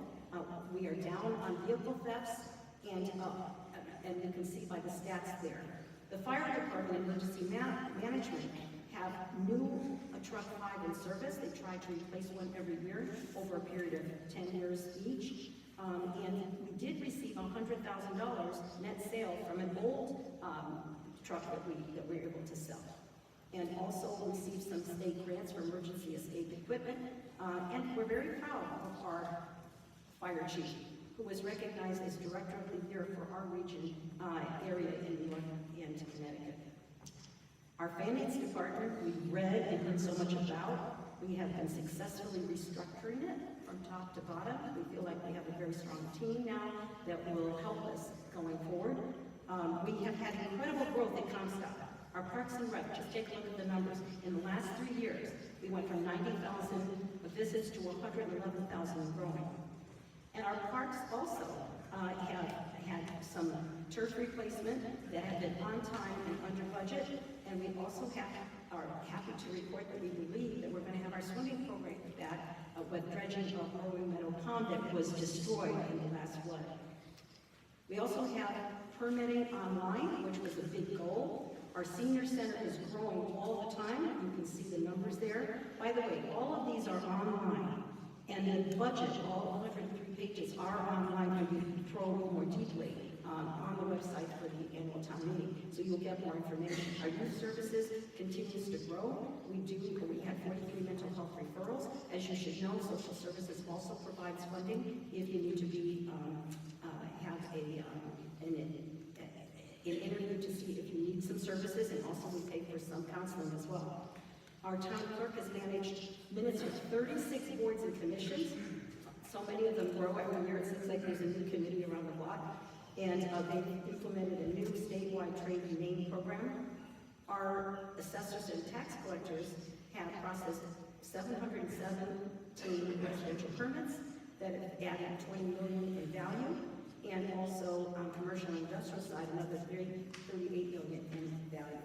And our human resources has been negotiating all year long with police, Teamsters, fire, and pension, which are completed or near completion this year. This is just gives you an idea of what goes on behind the scenes. I think it's important. This budget that you see tonight remains very tight and flat funds most line items during a time of rapid growth. To achieve the guidance numbers suggested required reducing essential operating capital items, and we are presenting a both operating capital budget request that is $39,096,817, which is a 4.4 increase. Part of the difficulty there, you'll see under the third bullet, we've had a 12.5% increase in premium costs for the state partnership healthcare benefit for every employee. Last year, the increase was 11% for a total of 23.5 increase in the last 2 years, and that's on every employee. And that was the hard part of having to be mandated with those additional costs. So you'll see that we also have a more detailed slide that you can look at after this meeting is over to see exactly where we are on our 5-year bonded capital authorization. And that gives you a kind of a lookout in the out years of what we're looking to do. And you can also see on this slide what our bonded and grant projects have been categories in the last, from 2009 to 2028. That first big bump up was the Miller Driscoll School, if you remember back in 2015, 2017. That was a huge project. But you can see all the lines and items stay fairly flat, particularly during the year of COVID and the pandemic. But you now can see what our future looks like. And in the last 2 years that I've been here, we've had 18 bond items that were passed, and this year we have 9 others.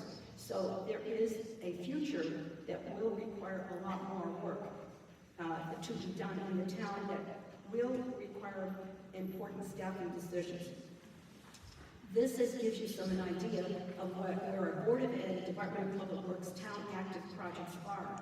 And you can, as I said, look more deeply in all of these. You'll see how many things are being done and in the process of being done, but they're active right now. From the library, Wilton High School library roofs to Middlebrook HVAC to town hall windows and front doors that were approved last year. And also take another look at what's ahead. And you can see that there's a lot ahead of us that we have to address. But the good news is this.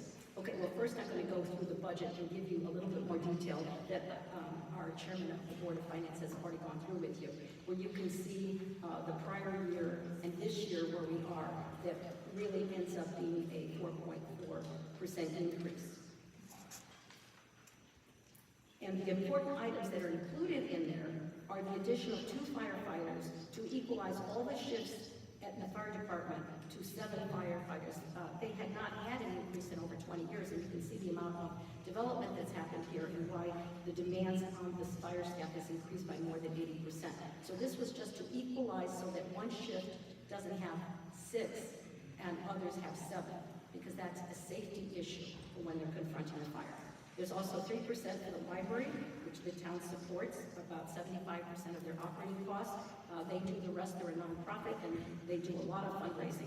We have the school and public health nursing services for $934,000, shared paramedic services of $434,000, Wilton Volunteer Ambulance. We do support them even though they are a 501c separate operation from the town, but they do provide services, and we do help to support them as well. The Georgetown Volunteer Fire District is a hefty $625,000. They are in the northern part of Wilton in the Georgetown area. And Amber Farm, which is being paid, by the way, by a building fund on some of the regular maintenance costs that we have there. And also, we had added a new senior center class that was requested that the Board of Selectmen felt very strongly that they should be serving our seniors as well.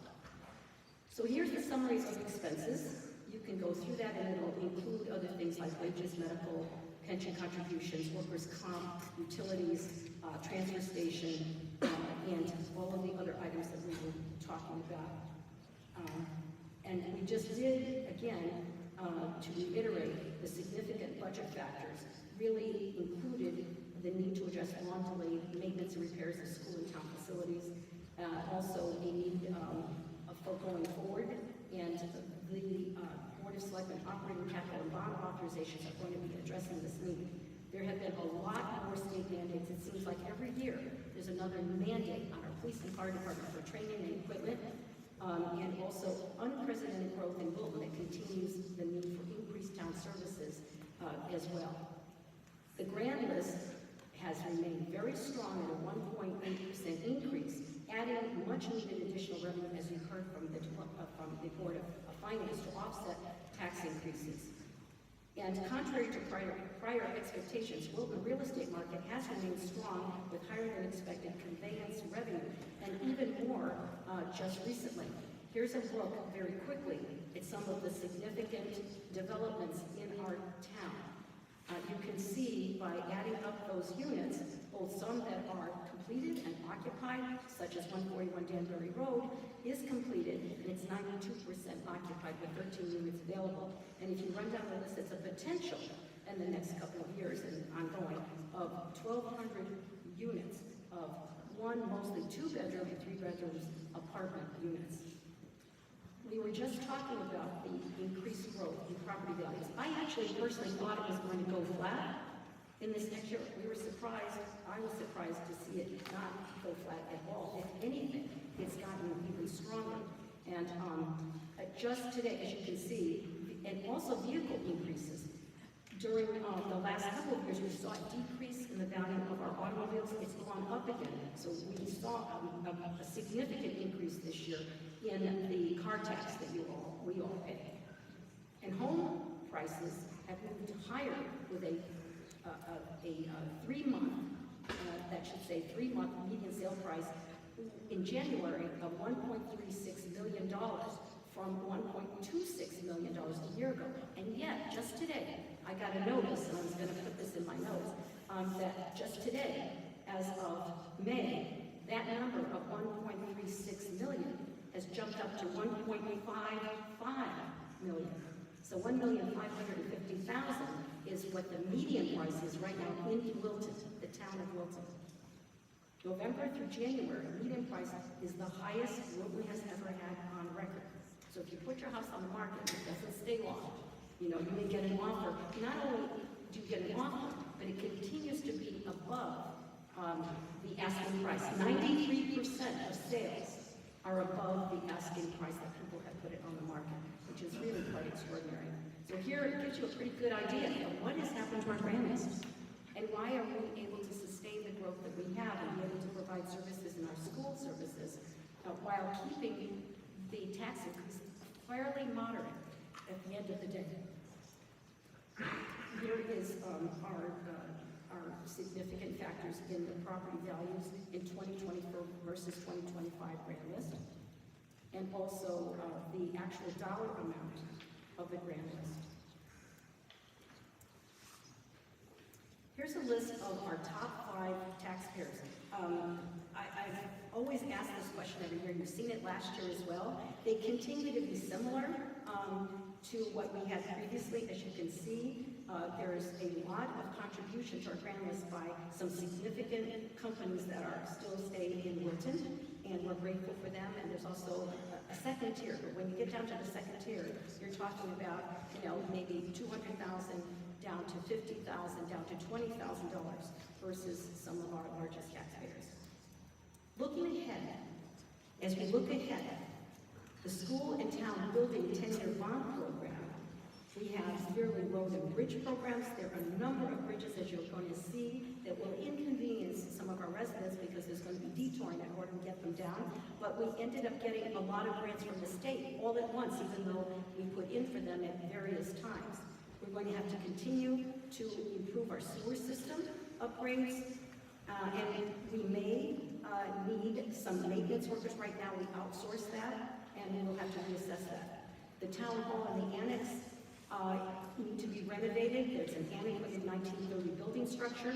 There is a new mandate for a new animal shelter that the state is requiring us of 2029, which is at the annex. We may have to incorporate that mandate into what we need to do for both our town hall and our annex, which has not really been repaired in all of those years. The option was to first deal with the police station and then later on, hopefully start a building committee like we did for the police station for the public to be involved to see what we can do with regards to those other places, because we've run out of office space and we've eliminated every town hall meeting room or annex meeting room and chopped them up into little offices right now.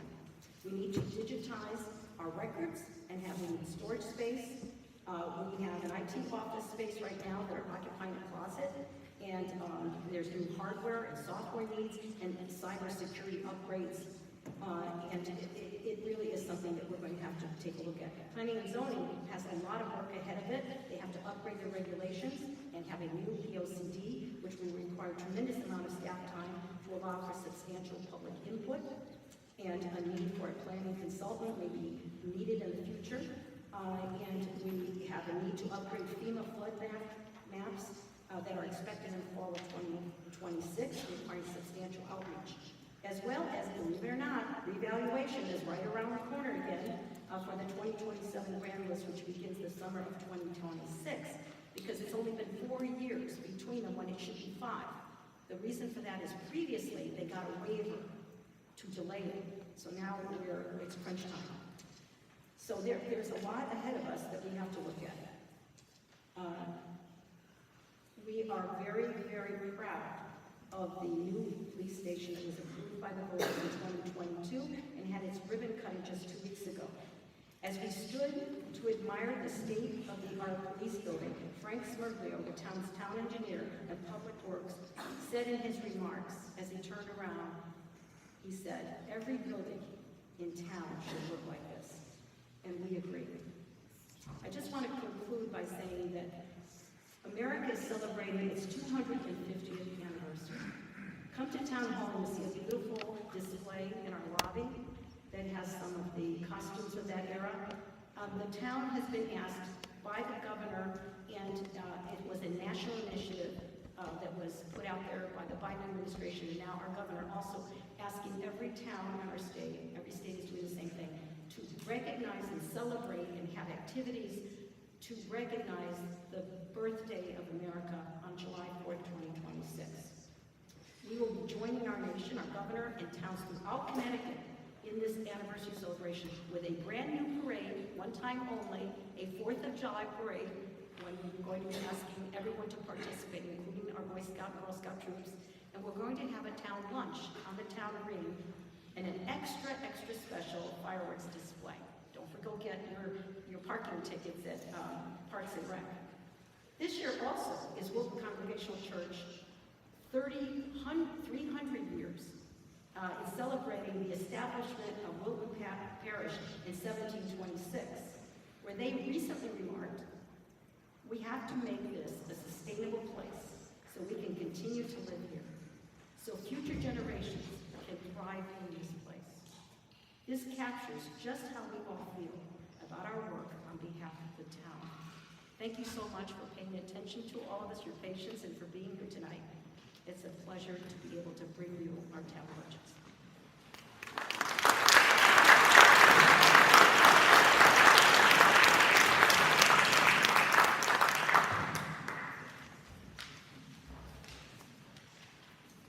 Thank you, Tony. I now call on the Board of Finance Chair to emerge to return to the podium for final remarks on the BOS and Board of Education budgets and to make a motion.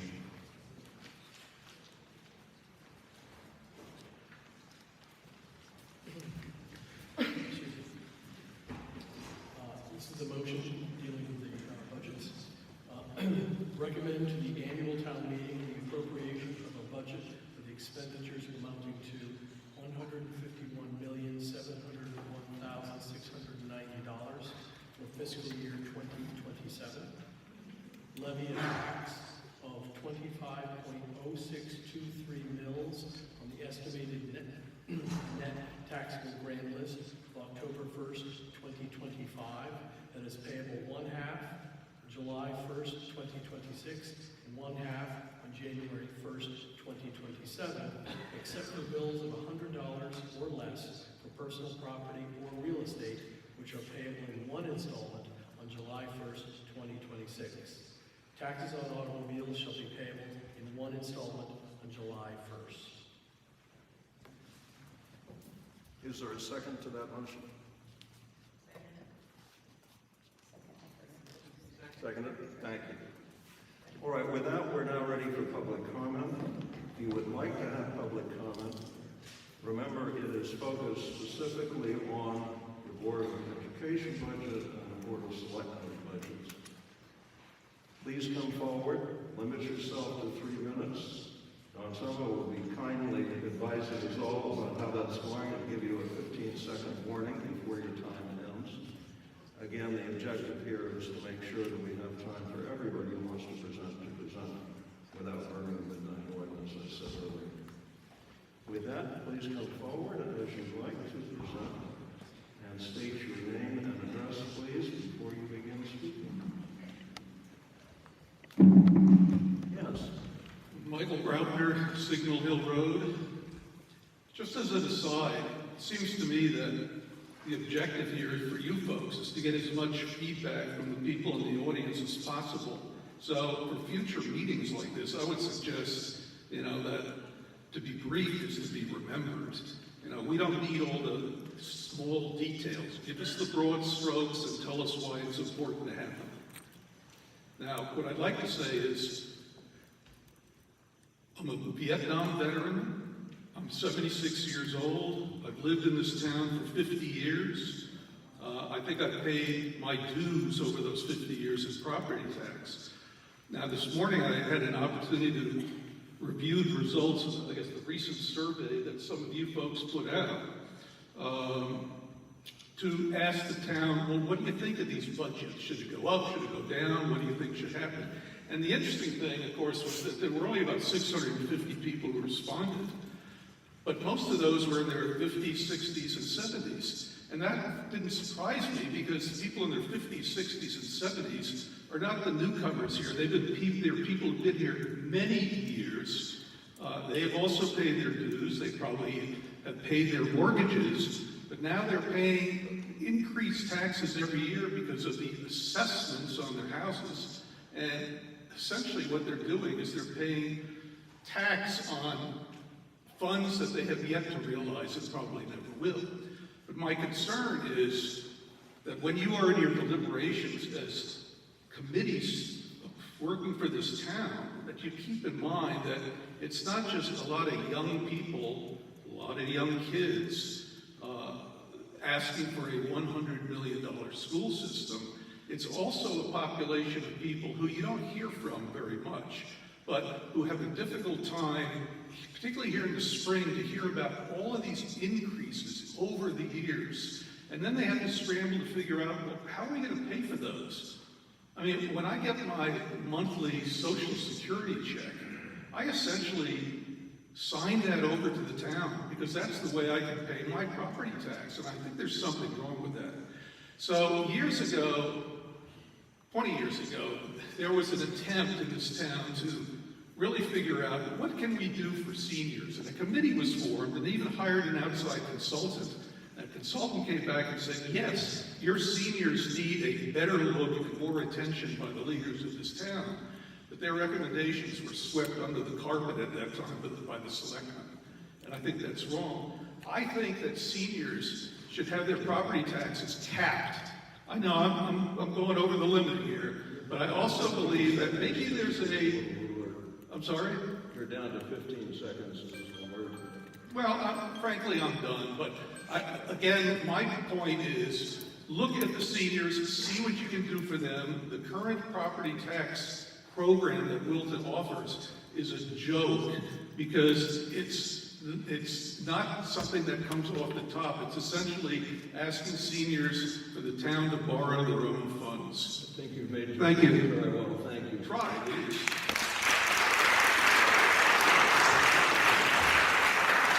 You can stick James McSweeney, 26 Chicken Street.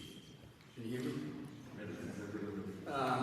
So I enjoyed the presentation very much, and it's to some extent a relief, because at home all I hear about is artificial intelligence, and I didn't hear that once. And there's chart after chart after chart, with number after number after number, and I'm saying to myself, artificial intelligence. That's how you deal with that, right? So I think that my suggestion would be the Board of Selectmen, I think right there, should look into application of artificial intelligence to analysis of all those numbers, because none of us can make sense out of that. All we know is what we pay every year, which increases every year. So that is my suggestion. Thank you.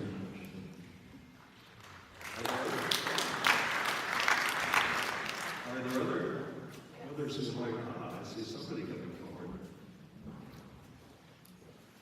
Again, would you give us your name and address, please? Hi, I'm Candace Cole. I live at 14 Old Belden, and this is regarding to the schools. If the town operates on a principle that residents have a voice through votes, that public input matters, then I think a fair question is, why are there so many major decisions brought to the public for a vote, while others are also have long-term impacts or not? For example, a decision that affects school enrollment, such as allowing students from outside the tax base into our district, 5 each year to be exact, are entered into the district.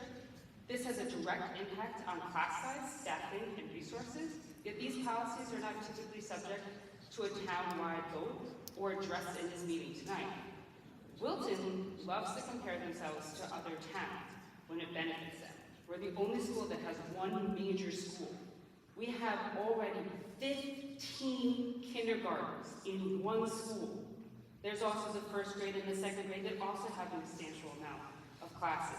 We don't need any outside students. We can't afford outside students. That means with growth over time, you'll have, we also have 1,200 apartments coming plus, so we don't need any more of that. So I feel like we didn't hear any of that. How much do these students actually cost us? Also, I want to address, and I also want to confirm that when I saw one of those slides, that a paraprofessional who needs a high school diploma makes $82,000 a year. I saw 82 plus, it was 82 something. And then van drivers make over $62,000 a year. So I just want to confirm that those numbers are correct, because that's what the slide said. So I feel like that's a lot. So I feel like we can kind of figure out or kind of outsource, maybe. I also like to address, so I know we're doing something at Murray Meadows. Why does the bathroom cost $500,000? I don't understand why it has to cost so much. And if it's going to cost us this much, then I don't understand why this isn't specifically going to a town vote. Like, we like to vote on things, but we never get to really vote on like specific things unless it's the turf is flooding, which that shouldn't be a vote. It has to be fixed. So, thank you. Thank you for your comments.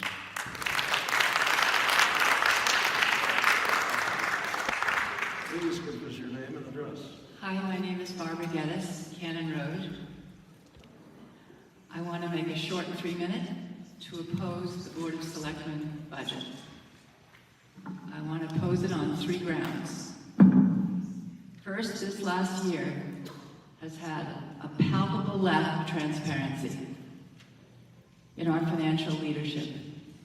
It's getting better, but it's May 2026, and we're really nowhere. Number 2, unlike the Board of Education's choice, and it was a choice, to meet guidance, despite many overtures from helpful Board of Finance members, the Board of Selectmen could not or would not reconcile their budget to meet conformance. Number 3, the precise quantitative base case has not been made to support such an increase. Therefore, I reject the Board of Selectmen budget By the way, I support the BOE budget. I reject the Board of Selectmen budget because it is too high. Thank you.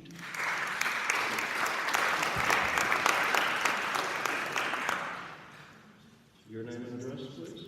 Yes, hi, I'm Julie Finch. I live on Spruce Meadow Court. I'm new to Wilton. I moved here 2 years ago. I do have a child in the public school system.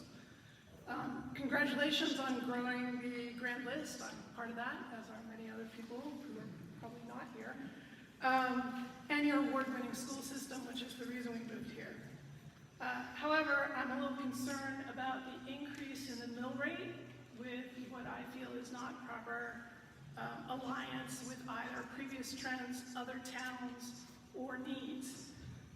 If we kept our mill rate last year, 24.4054, the exact same this year, and used it on the new higher grand list, which again you've conservatively modeled, so congratulations, that would raise $141.5 million, plus we'd also have the $7.5 million of other revenue, which you had last year. I'll carry it over. I don't know what it is, but let's go with it. That gets you to $149 million of revenue. Right now, your proposed budget for next year is $152.8 million. So that's a gap of $3.8 million. If we kept last year's mill rate, if we did not raise our taxes, now granted your assessment may go up, mine did, and that's fine, but keep the mill rate the same. Okay, so we'd be short $3.8 million. Okay, Board of Selectmen, your proposed budget from 2 years ago, your proposed budget from next year compared to just 2 years ago is up $3.27 million. And I understand insurance costs go up, but you need to be making cuts up elsewhere. So I also disagree with the Board of Selectmen budget. I'm going to vote no on that grounds. I fully support the Board of Education budget because that's what's bringing people to your town and raising your grant rate. I think your survey results have pointed to the community also agreeing with this. So again, I would like you to go back and work at keeping that mill rate the same as last year. Given your growth in your grant list, that's fantastic. You need to cut $3.8 million. You probably can't do that this year, but at the very least, keep the Board of Selectmen budget the same as last, no growth. So I am going to be voting personally on that basis. If you want your mill rate and taxes to be the same as last year, assuming your assessment didn't go up, again, mine did, which is fine. However, you need to make some hard choices and you need to have more transparency, and you shouldn't be doing this the day of the vote or having the voting one day on a Saturday. So again, work on your math. Please make some changes. Thank you for consideration.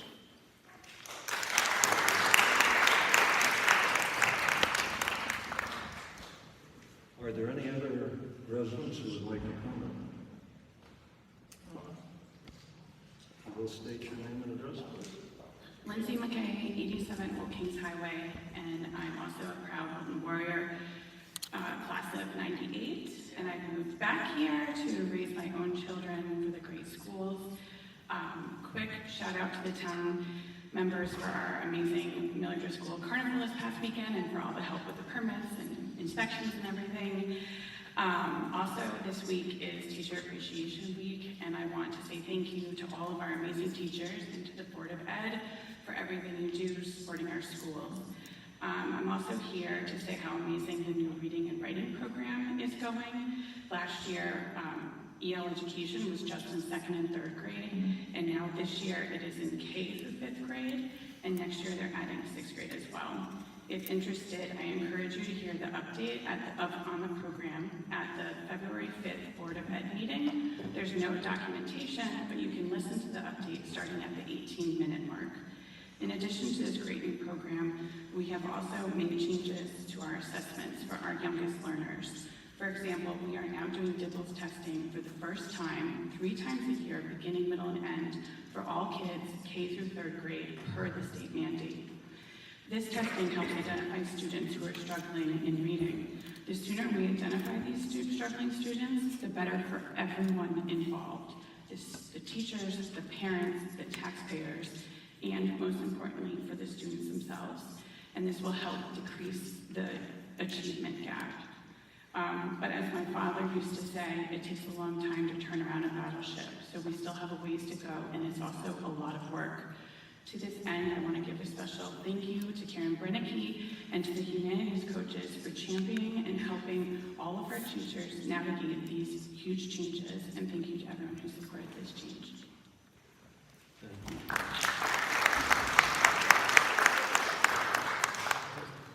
Moses Alexander, 61 Riders Lane. There's actually, I think, a dangerous lack of number of people here.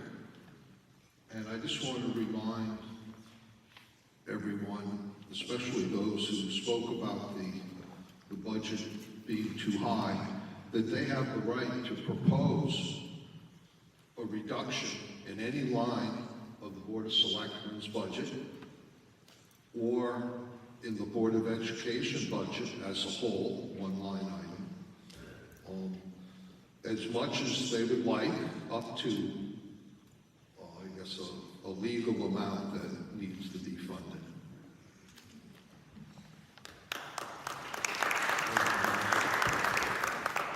The name and address, please. Sure. Hello, everyone. I'm Ken Hoffman. I'm the chair of Planning and Zoning and also on the Pension Investment Committee in Wilton. And first, I'd like to thank my fellow members of Planning and Zoning for attending tonight, the majority of whom are here. And I'd also like to extend my thanks to the volunteers on the Board of Finance, the Board of Selectmen, and the Board of Education. I have just 3 quick comments. I'm going to support both budgets because I think to not do so is a little nitpicky and a little silly in terms of really being able to affect change in Wilton. But I have 3 issues I want to talk about. One of them is accuracy versus precision, and the other is communication. And so I learned, I think, probably in first grade, the difference between accuracy and precision. And we've had a lot of numbers presented to us tonight with great precision down to the single dollar amounts. But given the state of the audit in the town, I question accuracy.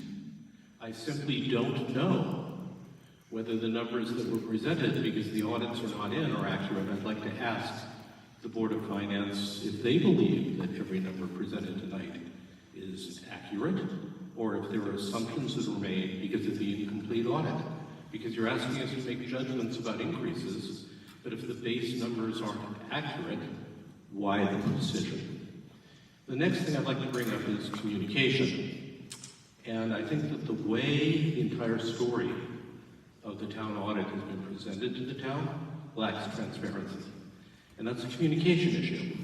And I'd really like to know whether the members of the Board of Finance, the Board of Selectmen, believe that it's been adequately communicated. Notice I didn't mention the Board of Education. I believe that their audit standards and their communication is superb. And I'd like to recognize again the ability of the Board of Education to, in some detail, but in a good presentation, make a case for the Board of Education.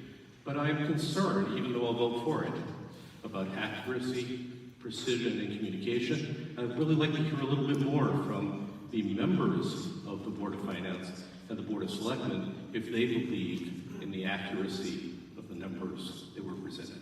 Thank you.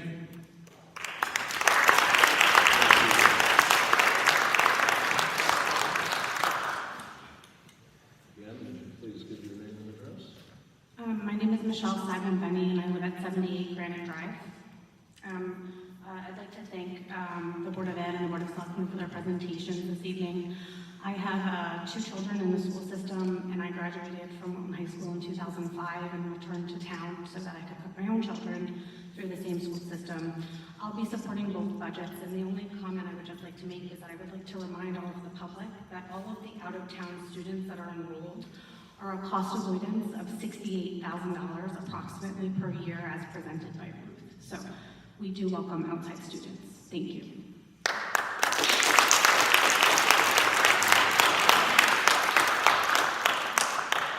Are there any other people who would like to make comments on the Board of Selectmen or the Board of Education budgets?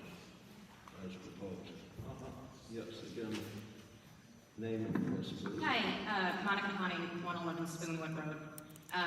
On principle, I feel concerned supporting a budget increase before the previous year's budget is not finalized. My understanding of the process is that if this budget is voted down, the boards will have to take another look and bring it back to us in a month. My understanding is that is also when the town says they will have the final audited numbers.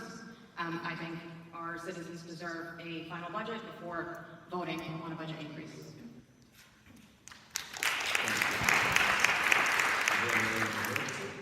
I'm Kelly Moran, and I live 846 Ridgefield Road.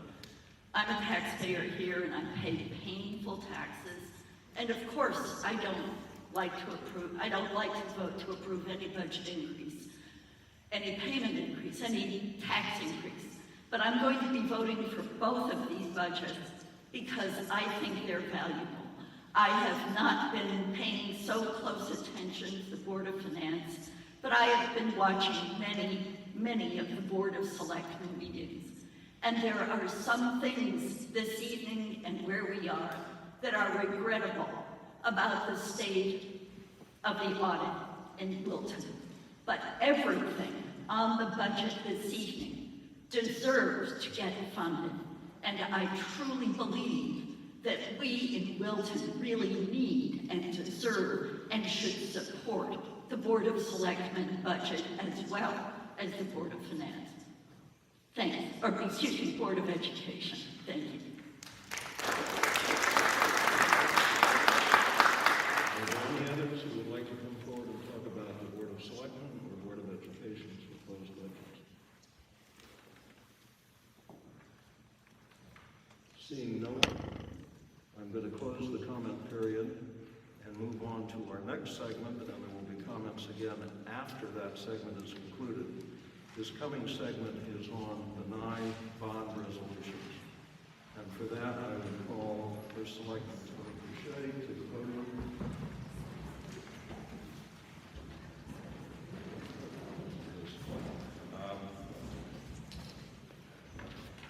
There's a motion that I will make to dispense with the reading of the full bond appropriation and authorization resolutions.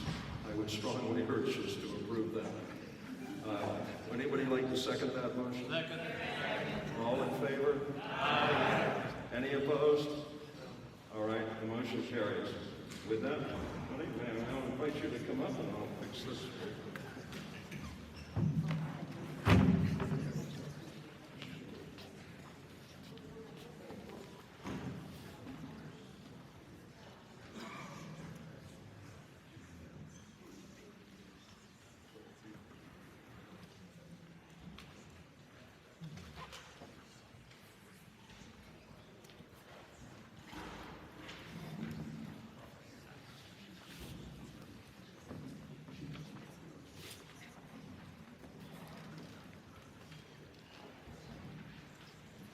Before you, there are 9 items on our bond list this year, of which you will be voting on both by machine vote after this meeting and also again Saturday on May the 9th.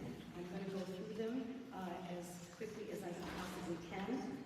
There is as you can see by the list, we have road restoration, 7 miles that we typically have every year to keep up with all of our roads in Wilton. We have the Kent Bridge rehabilitation, Amber Farm Yellow House, the Board of Education District roof replacement at Cider Mill. We have to do that also after each one of them reaches their useful life. We have Cider Mill sidewalk doors and windows, Cider Mill exterior envelope renovation, drainage and pavement on the parking lot adjacent to the Guy Whitney Field, and the Lily Field replacement, as well as a new item for outdoor pickleball courts. I'm going to give you a little bit more information on the first item, which each one individually. As far as the road restoration, again, this is a yearly requirement to keep our roads in good shape, and we have 127 miles of town-maintained roads. The DPW pays approximately 7 miles of roads per year to keep all of its roadways in good shape and not fall into disrepair. The department uses sophisticated software to evaluate road surface conditions and score to achieve the efficient allocation of resources. The finance department would then reconcile the paving account, and the estimated cost this year is $2 million. The next item on our list is the Kent Road Bridge rehabilitation. This project is right now in design, and it requires miscellaneous concrete repairs. It will replace bridge rails and install new concrete end blocks. It also will be repairing other miscellaneous items on this, and the estimated cost is $570,000. It's critical that we keep our bridges safe. The next item is a house at Ambler Farm that many of you drive by and have watched it deteriorate over the years. As you know, Ambler Farm is operated by Friends of Ambler Farm, which is a 501c3 nonprofit and owned by the town of Wilton. It's free to the public and open to the public 365 days a year from dawn to dusk. It is one of Wilton's most valued and widely supported community resources, demonstrated by the strong support last year at the annual town meeting. And any delayed action on this will continue to increase costs while leaving a deteriorating structure that detracts from the farm and requires safety measures to protect the public. This proposal requests approval of a 20-year bond to complete the final phase of Ambler Farm's restoration by renovating the Yellow House, a town-owned asset for which the town has full responsibility for. While not a typical residential rental due to its location within an active public farm, the property will generate steady rental income for the town. Renovating the Yellow House protects prior investments, eliminates an eyesore, and completes the restoration of a highly visible and cherished community asset. There is also a pending historic grant, and the project is to renovate the existing dwelling for Ambler Farm. The original purchase of this farm had a deed that required the town to be responsible for its buildings and keep it in repair so that it can be used. Just as a note, the comments that we received on this particular project include that supporting a 20-year bond request for the Yellow Farm at Ambler House is a critical investment in protecting the town-owned asset that has suffered over 20 years of deferred maintenance and currently meets the definition of blight. The condition of the house has experienced significantly greater deterioration in the past year alone. Beyond merely preserving a historic structure, a residential staff member provides an essential on-site presence which deters unwanted off-hours visitors and limits liability for the town. That would be its purpose, is that we could put a farmer that works at the farm and could provide, again, we do need around-the-clock security because people walk in and out of there at will. The vacant properties and houses, as you know, can be a very tempting place for unwanted gatherings and mischief. This presence is particularly vital during emergencies, both in on and off hours. For instance, during a recent blizzard, emergency vehicles were unable to access the farm for 2.5 days, and the Friends of Ambler Farm could not get to their animals to provide food and water except by foot. Financially, the town of Wilton does not subsidize the Friends of Ambler Farm's operating budget at all. In fact, the Friends of Ambler Farm subsidize the town of Wilton through funding its own operating budget 100% independently of the town. And this is something that the town would have to do if they did not do this service for us, because the original deed required the town to have programs, to do the farming, and continue to upgrade its buildings so that they're usable. The rent paid to the town, should it be fixed and occupied, will effectively cover the bond payments over time. And Board of Friends of Ambler Farm have paid in the past when it was inhabited, could be inhabited. They paid the town $390,000 in rent from 2007 to 2020 for this house, but no improvements were made during that time. A renovated Yellow House protects our town-owned assets, improves the safety of all visitors and animals, provides a sustainable housing solution for staff who keep this town treasure running. Those are some of the comments that were made when the Board of Selectmen unanimously approved this item to be put on this list. The other item that we have here is very essential, and that is the ongoing roof replacements we have for our town buildings, but particularly our school buildings. And this year, we're requesting the public to approve an estimated cost of $2,900,000 to replace approximately 15,000 square foot of roof at Cider Mill School. It also, when you replace the roof, as you can see by the red lines, you must replace the top HVAC units and so forth, and also replace the skylight. At Cider Mill, we have site work doors and windows that were a part of the needs assessment that we did for all of our town and school buildings. This was priority number 2 listed from that needs assessment, and it's to replace concrete stairs, north-south, and original gym sidewalks, replacing exterior handrails, which is definitely a safety feature, and repair failing retaining wall, replace exterior doors and hardware, and replace the curtain wall sealants around the windows, keeping it from becoming wet. So the estimated cost there is $955,030. We also have the exterior envelope restoration for Cider Mill School. That was actually number 1 in the priority list on the needs assessment, which includes brick repointing, masonry cracks, curtain wall replacement, exterior doors, perimeter and expansion joint sealants, gutter leak, lintel repair. As you can see, these are essential, and they're also safety features. The cost of that would be $2,701,268. Next on the list is also a Board of Education need, and that's Wilton Public Schools drainage, sidewalk repairs, and pavement at the high school parking lot adjacent, not the softball field. We don't have a softball field. That should actually say Guy Whitney Field. It is to reclaim and repave approximately 56,000 square feet of a parking lot, and its estimated cost is $265,500. As you know, parking lots do age, they do crack, and they need to be repaired. We have also the need to fix Christine Lilly Field.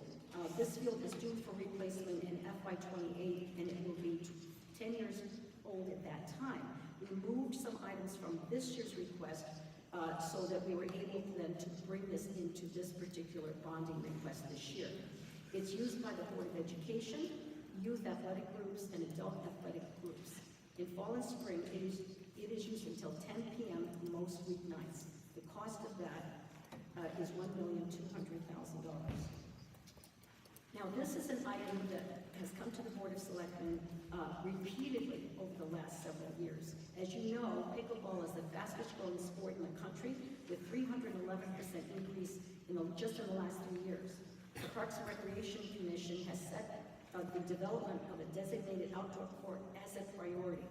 Our pickleball court in Comstock is in use 5 days a week, morning, afternoons, and evenings. And even inside Comstock, even where the basketball court is, they move the lines around. There's even extra rooms there where they set up a temporary net so that people can learn or practice there. So this is something that everyone feels we should have at least an amenity that we bring to the citizens that they do not currently have. And that is for a cost of $300,000, and they do have a place to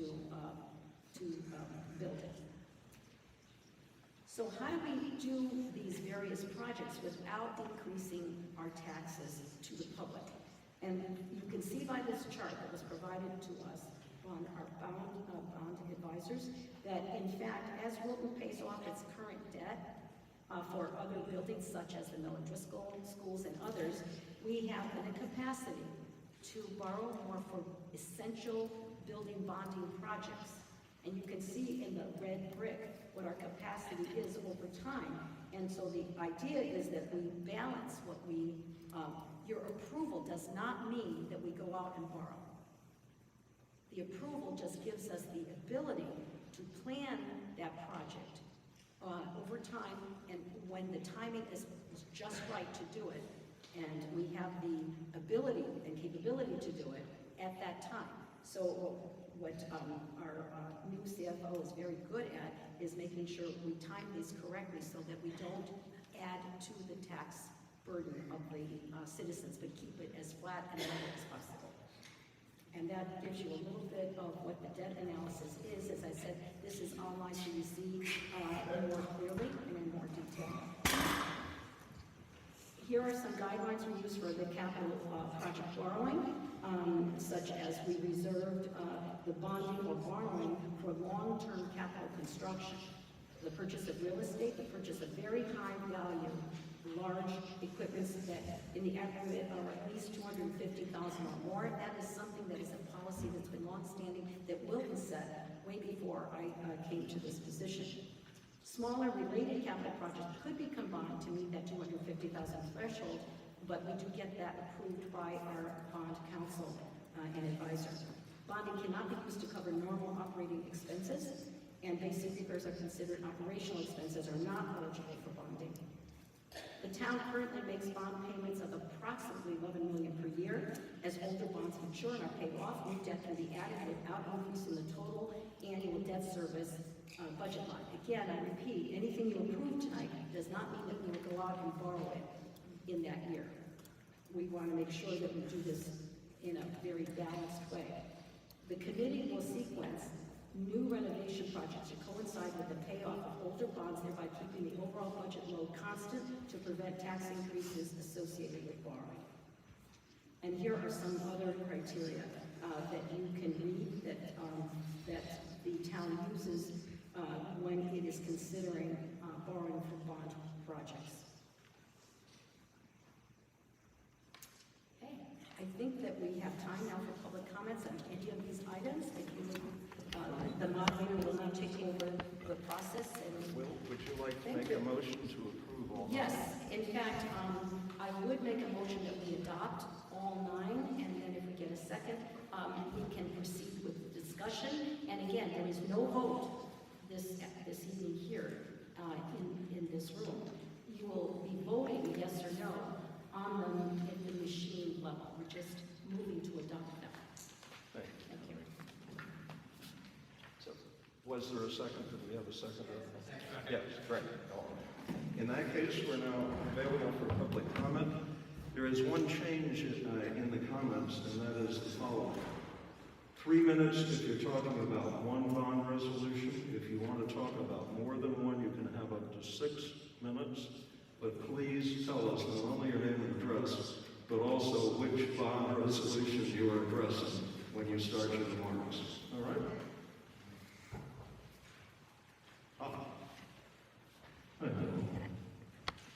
Hi everyone, I'm Bill Abrams. I live on 88 Stonebridge Road, and I'll be speaking on pickleball. So, I'd like to speak briefly in support of the bonding proposal to build outdoor pickleball courts for our town. Now, you may not play pickleball, but chances are you know someone who does. A friend, a neighbor, a child, even a grandchild. And that's really the point. This isn't just about a sport. It's about creating a place where people come together across generations, gender, and class to be active, social, and connected. And the location is excellent. Noise will not be a problem because it will not be built near any houses. Pickleball, however, is no longer just a senior activity. It's one of the fastest growing sports in our country, with people of all ages getting involved. At some point, I believe it will be a varsity sport in Wilton, and maybe even part of physical education. So the court's proposed location within walking distance to the middle school and to the high school is ideal. And let's talk about the costs. $300,000. So that's about 0.2% of the budget. That's about $4 to $5 a year for the life per household for the life of the bond. I'm an engineer. I calculated it. A small investment for something that will be used and enjoyed for years to come. If you believe in investing in community, health, and connection, please support the pickleball bonding proposal. Thank you for your time.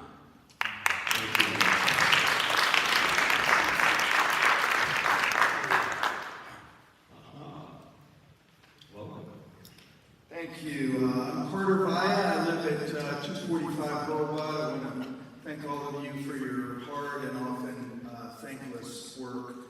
I just want to talk for a minute about the Yellow House at Ambler Farm. My property abuts Ambler Farm. I love Ambler Farm.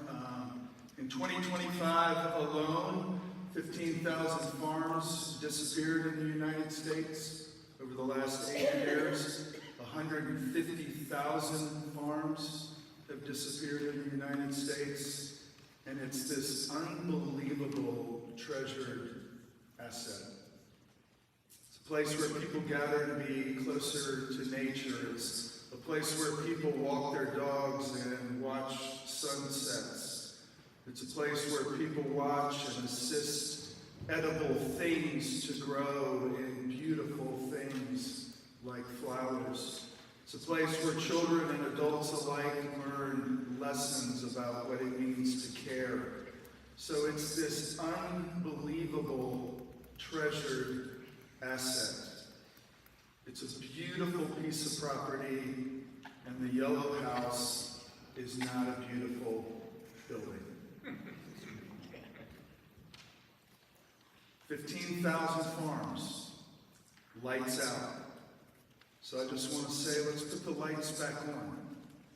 For the thousands of people who walk that property, and for the tens of thousands of people who drive by that property.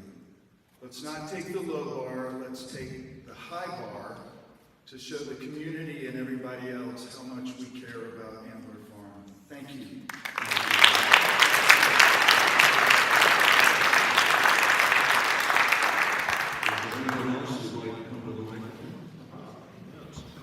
Moses Alexander, 61 Livestream. I'm going to talk about all of them, so I guess I get 6 minutes, but I won't take that long. I support all the bonding projects except for one. There's one project that doesn't seem to meet the town guidelines, and I don't think we should be bonding any reoccurring capital costs that happens year after year after year. Since I've been in town, we were not bonding roads for many, many years. They were paid out of the selectmen's operating budget. We were paving, the same 7,000, maybe there's a little less than, a few more roads have been built, year after year after year, and pay as you go. It just seems silly. So why did we start bonding? Well, money got tight, and we stopped paving.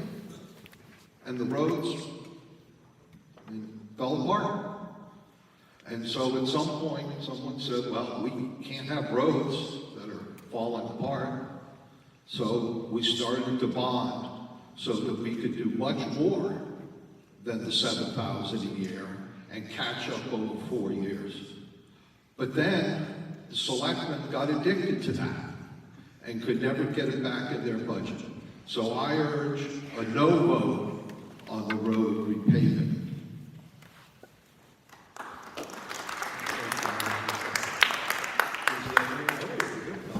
Please name and address, and also the bonding resolution. Patty Temple, Drumhill Road. Patty Temple, Drumhill Road. First of all, many thanks to the Board of Finance, Board of Selectmen, Board of Ed, and staff for your time and dedication to this robust budget season. Thank you so much. I speak from the perspective of a taxpayer, a town volunteer who has been involved in capital projects for the past 13 years, and as a nonprofit volunteer, specifically with Friends of Ambler Farm Board of Directors. A yes vote for bonding for the Yellow House is an easy decision for me because Friends of Ambler Farm, the 501c3 nonprofit that operates and manages the farm, will ultimately, over time, pay for the full amount of the bond and more via rental fees for use of the Yellow House. And of all the capital projects that are on the ballot this week and those that lie ahead in the next 15 years, the $150 million that one of Tony's slides referenced, the Yellow House is the only capital project among all of them where a separate entity, Friends of Ambler Farm, will, over time, essentially reimburse taxpayers. In 1989, the Connecticut Historical Commission described Ambler Farm's Yellow House and the White Raymond Ambler House as two of the finest colonial picturesque dwellings in Wilton. Today, the Yellow House meets the town's own definition of blight. The price tag of the bonding is not due to extravagant features or design, but rather is the direct result of neglect during the 27 years the town has owned it. Its substantial issues include insufficient stabilization, the original electrical from the 20s and 30s, a rotting exterior, a concaving roof, and leaking radiators that are causing new interior water damage. The house also still has a dirt basement. This bonding will allow for the completion of the fourth and final major building renovation of Ambler Farm, a renovation that started more than 20 years ago, and it will make the Yellow House a home again. Thank you.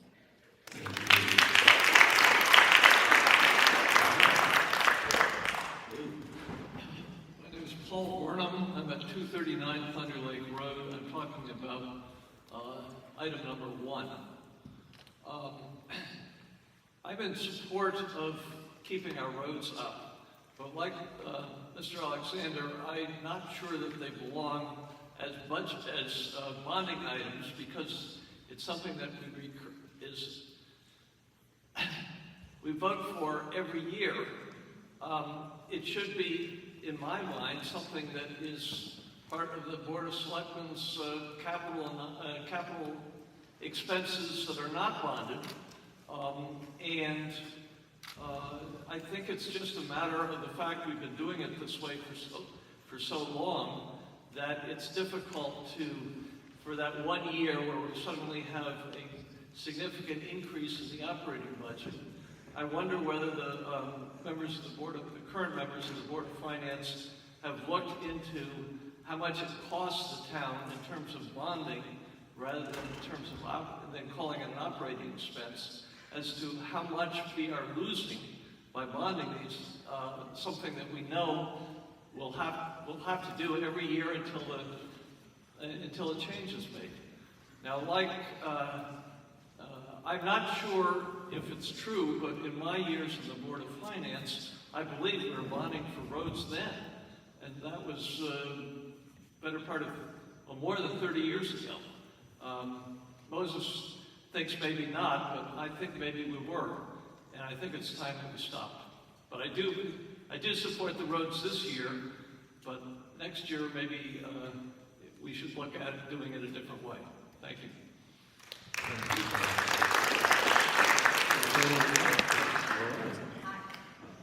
Hi, good evening. Lori Fusco, 90 Kent Road. As chair of the Historic District and Historic Property Commission, I'm genuinely excited to stand before you in strong support of both Ambler Farm resolutions, the bonding of the renovation of the Yellow House and the approval of the long-term lease. Historic preservation is about stewardship, protecting what makes Wilton distinct.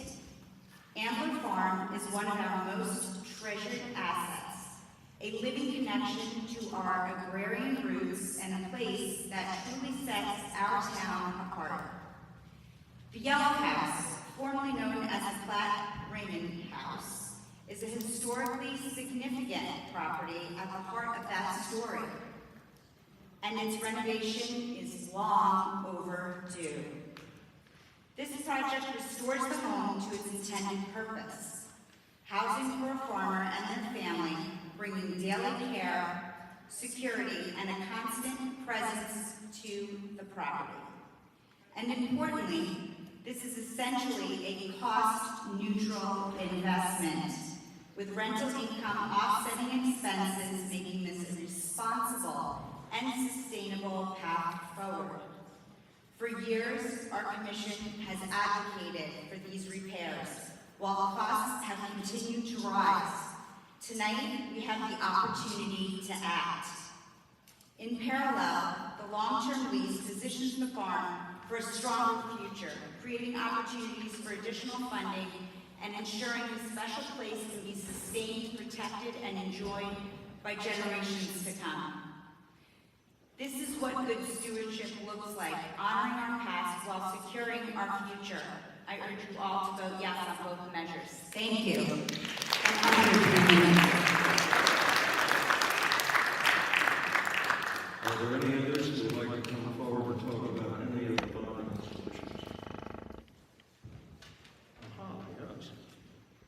Which resolution, and if I may have your name and address, please? Yes, Monica Pani, I'm going to talk about Lily Field, and then I had a question on Ambler Farm. So my understanding of the process is these bonds, unlike the town budget, do not come back in 1 month.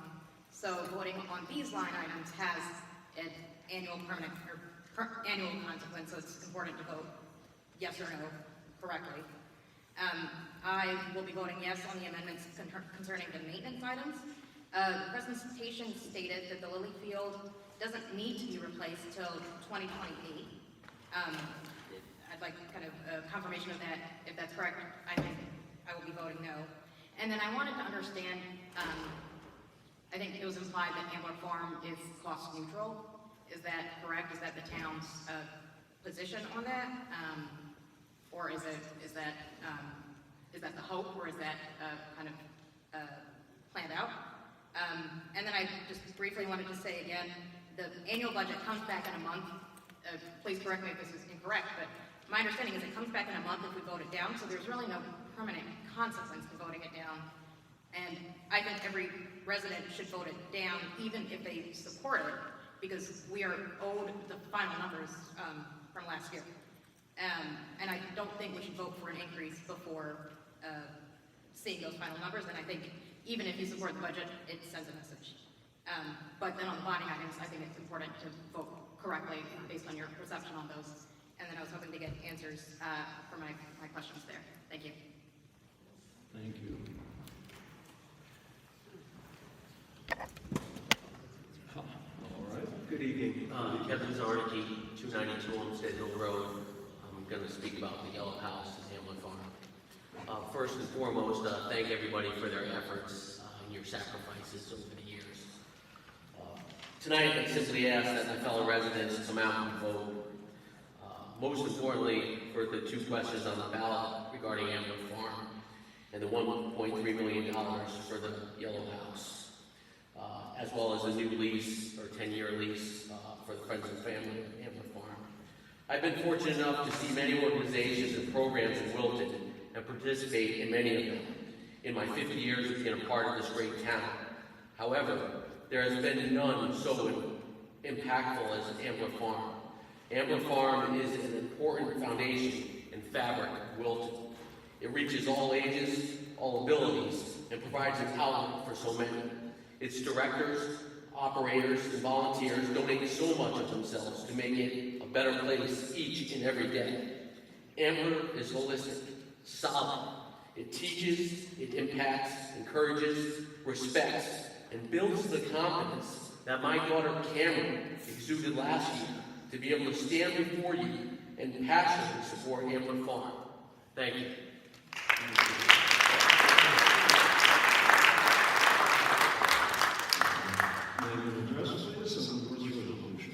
Sure. I am Heather Christopher. I live at 62 Wolfpit Road, and I wish to speak to the Lily Field turf replacement. So, as you'll see on the screen, it is fiscal year 2027 that we are discussing.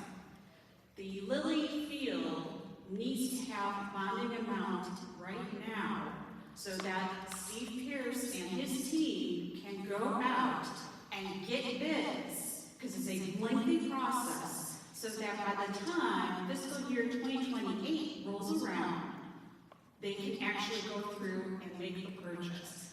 I believe that that is why we are voting, or asked to vote on this bonding issue now. I am voting affirmatively for the vote on that issue. Thank you. Thank you. All right, again, which resolution and name and address, please? Yes, hi, good evening. I'm Ashley Kenyon. I'm at 44 Baldwin Road, and I'll be speaking about the Yellow House this evening. First, I would like to thank the Board of Selectmen, the Board of Finance. I'd like to thank our town government, our town staff, specifically the Department of Public Works. I know they have not really been spoken about this evening, but thank you so much.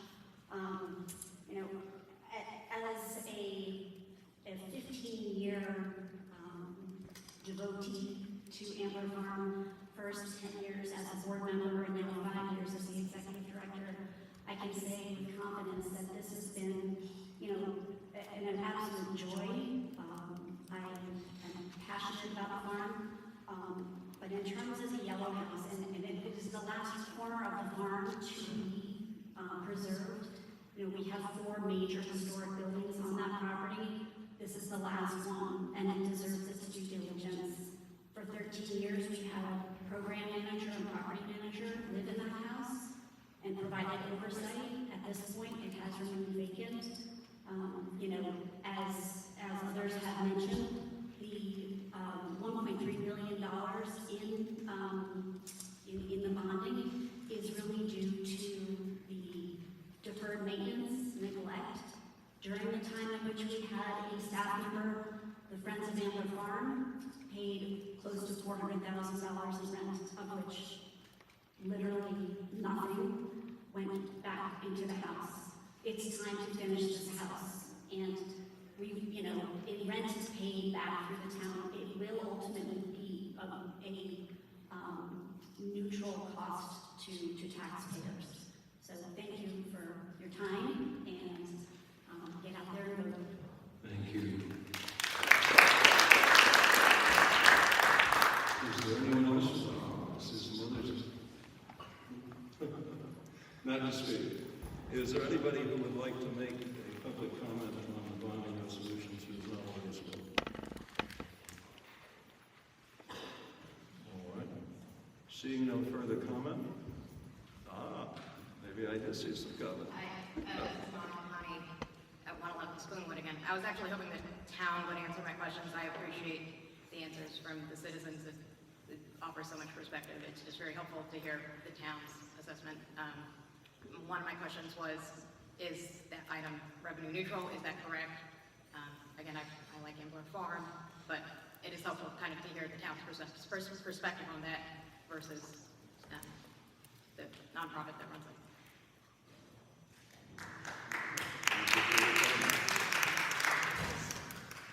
Anything more anybody has?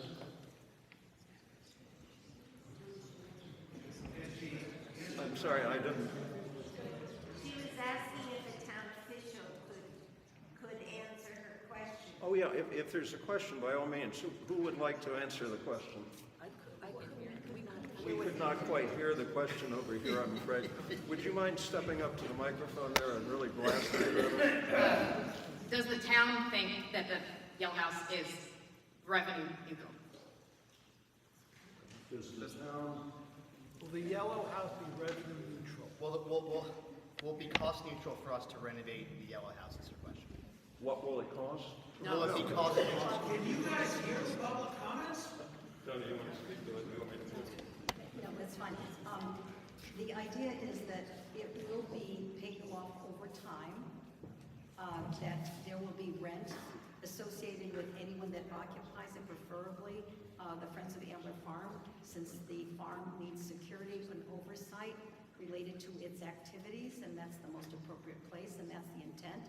So they will be paying rent to the town. The amount has not yet been determined until the house is completed and we can assess its value. Thank you. All right, with that, is there any further public comment? If there's not, then we next move on to the portion of the comments that will follow on the presentation of the resolution that relates to both capital and non-recurring expenses funding. So, Tony, I believe that's you, right, to speak to this?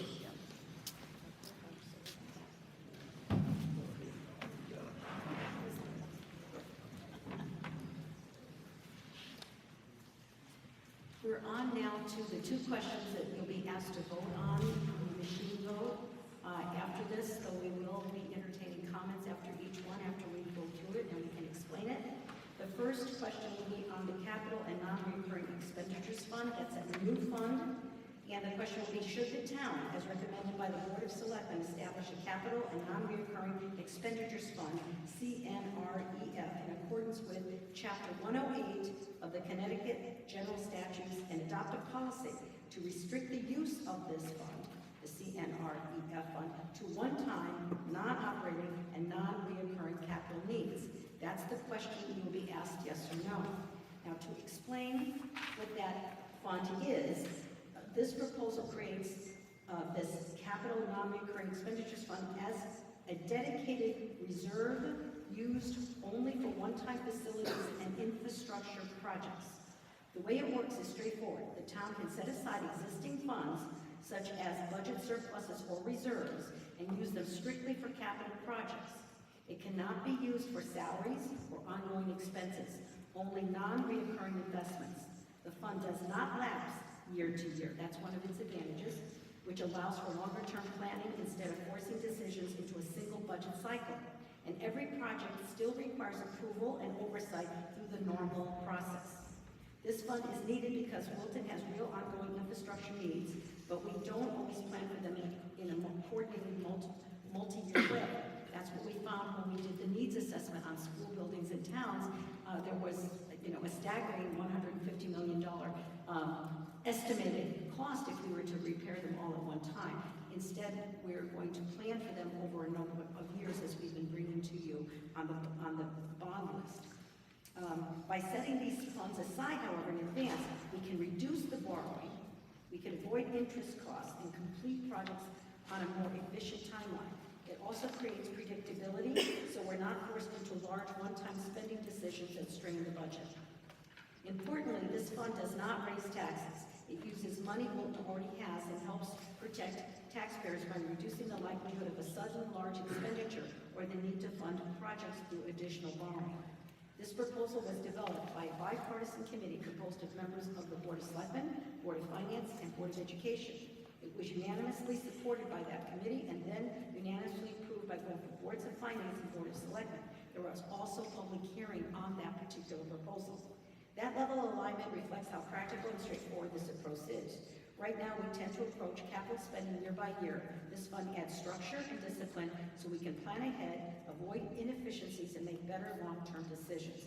It's a practical, common-sense improvement in how we manage town finances, and I thank the members of our various boards for their leadership on it, particularly our Matt Raimondi, and we encourage you to add any comments, should you have them. Our moderator will guide that.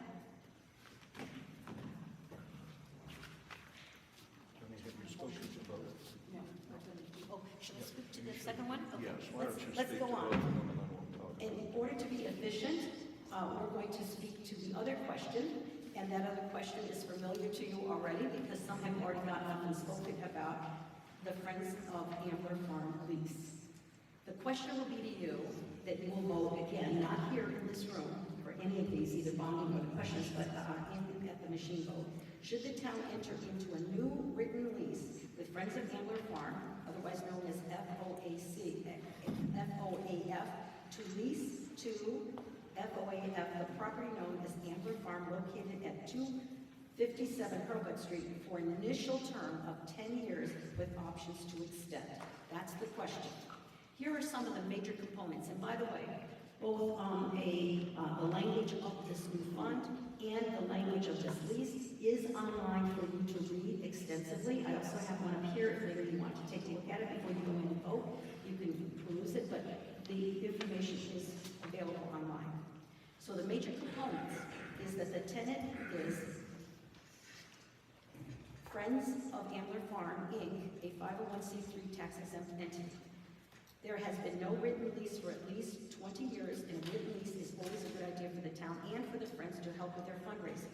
The initial term is 10 years. There are 8 additional 10-year extensions. The Board of Selectmen will vote on whether or not to allow each extension at each of those moments. The rent for this lease of the building and the grounds, as they're doing all of the work right now and spending over, they've already, I think, spent about $1 million over time to run it for the town of Wilton, saving us that money because we are required to do it as a deed. The utilities, payment of utilities is shared by reimbursement to the town from Friends up to a limit of $1,000 a year, increased yearly as CPI goes up. Also for repairs, the Friends will be responsible for non-structural repairs up to a limit of $10,000 adjusted through CPI on a yearly basis. Right now, the town is responsible for, again, mowing the grass, doing normal repairs, utilities, and so on. Approving the proposed lease agreement between the town of Wilton and Friends of Ambler Farm is a vital step in securing the future of one of our community's most cherished and multifaceted amenities. This lease simply formalizes a strong 20-year-long partnership between the town and the Friends of Ambler Farm. In other words, it's really documenting what's already in practice. It ensures the farm remains self-sustaining and provides the stability necessary for the nonprofit to continue to offer engaging educational program, again, required by the deed that the town has to abide by. Sustainable agriculture, which is in the deed, historic appreciation and open space for residents of all ages. The agreement also enables and this is one of the big impetus for this lease, because they've been doing this for 20 years without one. The agreement also enables the nonprofit to seek grant funding for future initiatives. In other words, in every grant application, they ask if they have a lease for this property. Voting in favor is an investment in Wilton's heritage, preserving its rural character, and ensuring that the farm continues to serve as a vital resource for generations to come. Okay. I should add, before you ask your question, this has been an ongoing discussion with the Board of Selectmen since 2017. So I found, draft leases all along the way during this time. And one of the last parting recommendations by the former administration was, Tony, you need to get the lease completed. So we hope that tonight and on Saturday, we will be able to get the lease completed. Thank you. Tony, let's move the two resolutions, all right? All right, if you would. All right, so I'll make the motion. I move the capital and non-recurring expenditures fund resolution be adopted. Second. All right, and then with respect to the Friends of Ambler Fund's proposed lease, I propose that resolution also be adopted. Is there a second? Second. All right, let's do the public comment this way. We'll deal with each of them separately in 2 comment periods. So first of all, does anybody have any comments they'd like to make on the capital and non-recurring expenditure fund resolution? Please come on down if you do. Patty Temple, Drumco Road, I'm 1,000% in favor of the new capital fund. I appreciate the attention and the long-term planning that it will be a part of, and just how all the projects are going to get as a whole. Thank you. Jim Bonine, 68 Cannon Road. I'm looking at, it sounds conceptually that capital and non-recurring expenditure fund conceptually sounds fine. Can somebody explain where the money is going to come from, the seed money? And is there a plan for the amount of seed money that would start it? Otherwise, it's very difficult to understand what we're approving. And that's the question you'd like to pose. Yes. Tony, would you like to address it? I'm going to defer to what the finance Seed money, as you suggest, I don't know the correct term. is coming Out of from, money in to get money out. you're right, it's coming from the reserves. So last year, the Board of Finance set aside a certain amount, I think it was $350,000 to be put into this fund when established. This year, we're putting another $500,000 from the reserve that I discussed earlier. So that in the aggregate is over $850,000 currently. Plus, we'll have the ability when we get final financial statements for 25 to potentially allocate even more money into that fund, depending if there's a surplus. So these are taxes that were collected, were excess to requirements, and you propose Correct. Correct. To set aside in order to complete infrastructure work consistent on that infrastructure. Thank you.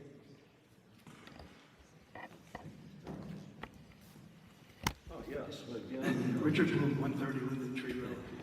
I just want to make sure that the Ambler Farm lease for $1 a year has a carve out so that the yellow building, once renovated, where saying that it's going to pay for itself because the farm will pay a lease rental. We just asked you, are you talking about the capital and non-recurring expenses? No, I'm talking about the lease for the Ambler Farm. If you'd like to hold on just for a minute, I'll cover that next. All right, thank you for your patience on that. Is there anybody else who would like to speak to the capital and non-recurring expenditure resolution?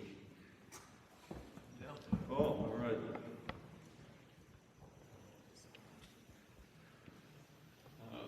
Paul Burnham, 239 Thunder Lake Road again. Back in the day, 30 years ago, we enjoyed being able to offer to the town's people a reduction in their taxes because of the surplus that had not been spent the year before. Now we like to use that surplus to pay for future expenses, evidently, suggesting that there will be an incentive to perhaps overtax people in the current year for the benefit of people in future years. I'm not so sure that I agree with that, and I'd like some of the members of the Board of Finance, who I assume would be the body that would determine how much goes into the capital and non-recurring new fund, to comment. Thank you. So the practice of the past, as you outlined, is no longer permitted. You can't take some of that and take it to reduce taxes for the following year. In terms of the broader question of are we paying today for repairs in the future, as Tony has mentioned, we have well over $150 million of infrastructure repairs to be done. And this, to the members of the Board of Finance and also the Board of Selectmen, was a means by which we could offset some of the cost without going through bonding. And that's really kind of the long and short of the reason that we've established the fund.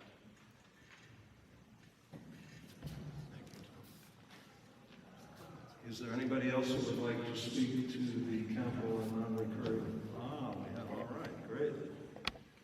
Virginia Bennett, 96 Bald Hill Road. I just have a question. I am not objecting necessarily, but on the capital and non-recurring, in what ways does that alter use of charter authority for similar activities? Again, we want. Thank you. The charter authority use can be for multiple different uses. This particular fund is very restricted for the infrastructure needs, whereas the charter authority can also be used for unanticipated expenses that we didn't anticipate. There was an actual larger charge for taxes for the Georgetown Fire District in 1 year when we had to tap in $88,000 that was not anticipated. It was a surprise from that particular organization, so we were able then to use the charter authority. So there's, I think, greater flexibility to go. This is very specific to the items that might otherwise be borrowed on through a bond, a long-term bond. Is there anybody else who would like to speak to the capital and non-recurring expenses resolution?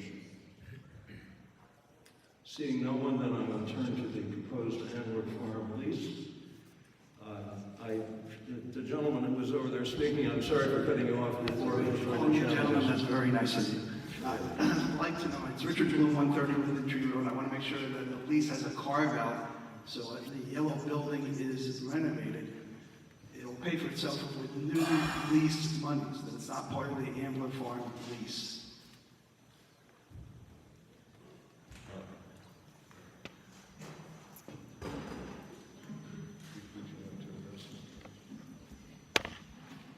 The reason that we have a bond item to repair the yellow house is that the original deed with the town really carved out that particular house as giving the town tremendous latitude of what it could do with it.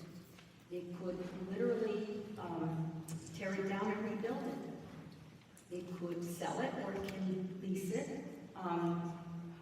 whereas the rest of the property was specifically designated for programming and farming and so on.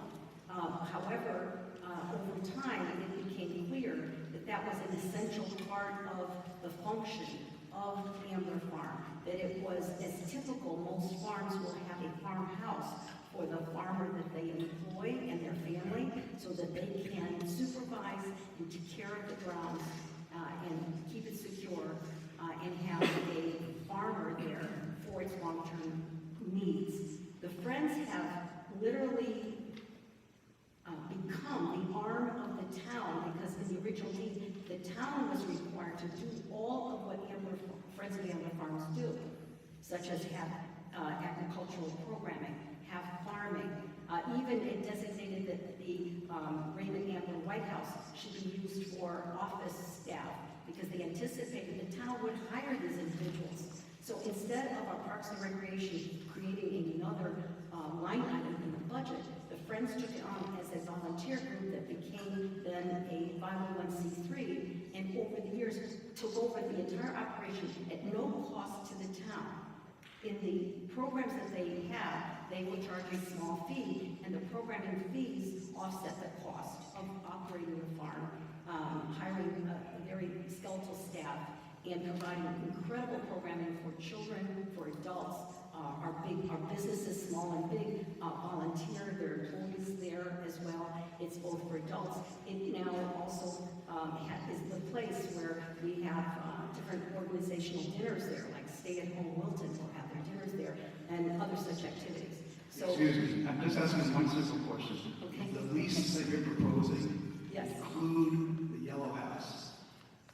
it is not an essential part of it. What the language in it allows the town to enter in a public-private partnership for fundraising with regards to the yellow house. But if the yellow house then is occupied, there would be a separate, lease with the organization for the occupying that particular house. Thank you.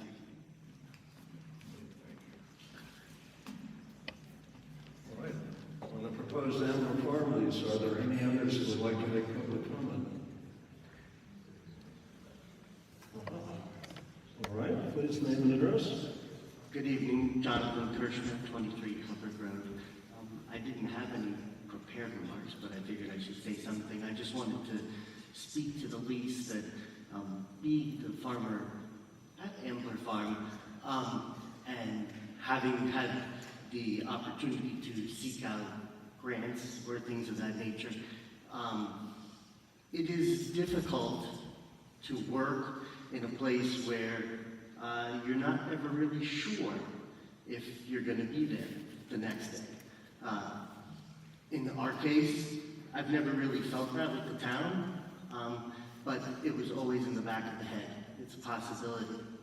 The town's always been very good to Ambler Farm, but we've never formalized and never really set in stone that we have the capacity to do what we do there and that we farm. And if you're farming and you're going to start your seeds, you'd like to know that you're going to be able to reap the harvest from those seeds a year later. And I think that we'd like to encourage everybody to support the lease so that we can continue to reap the rewards that the farm brings to the town and, move on to the future.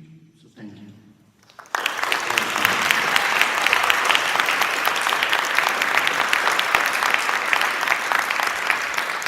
Is there anyone else who would like to give public comment on the Ambler Farm proposals? All right. Yeah, Moses Alexander, 61 Riders Lane.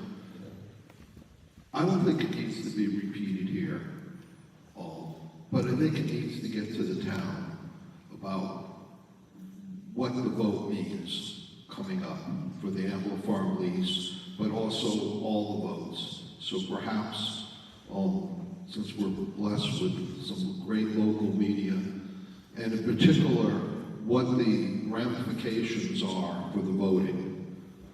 And my understanding is that if we don't get 15%, the budget's passed. If we get more than 15%, you add up the noes, and and you add up the yeses, and then you get your answer on the budget. But for the bonding and the lease, it's a simple up or down. And so what I would say to my fellow citizens who are here, who spoke, for instance, in favor of Ambler Farm or against the road bonding, that what you really need to do is get turnout. Because if we have 10 people vote against Ambler Farm and 2 people vote for it, it fails and you're done. And so the job is not here tonight. It's when you go home and what's going to happen and the publicity that's going to happen over the next week before Saturday. Because obviously we're not getting 15% voting tonight. Thank you, Moses. I really reinforce the point about the importance of everybody voting in this town. We really need to know that.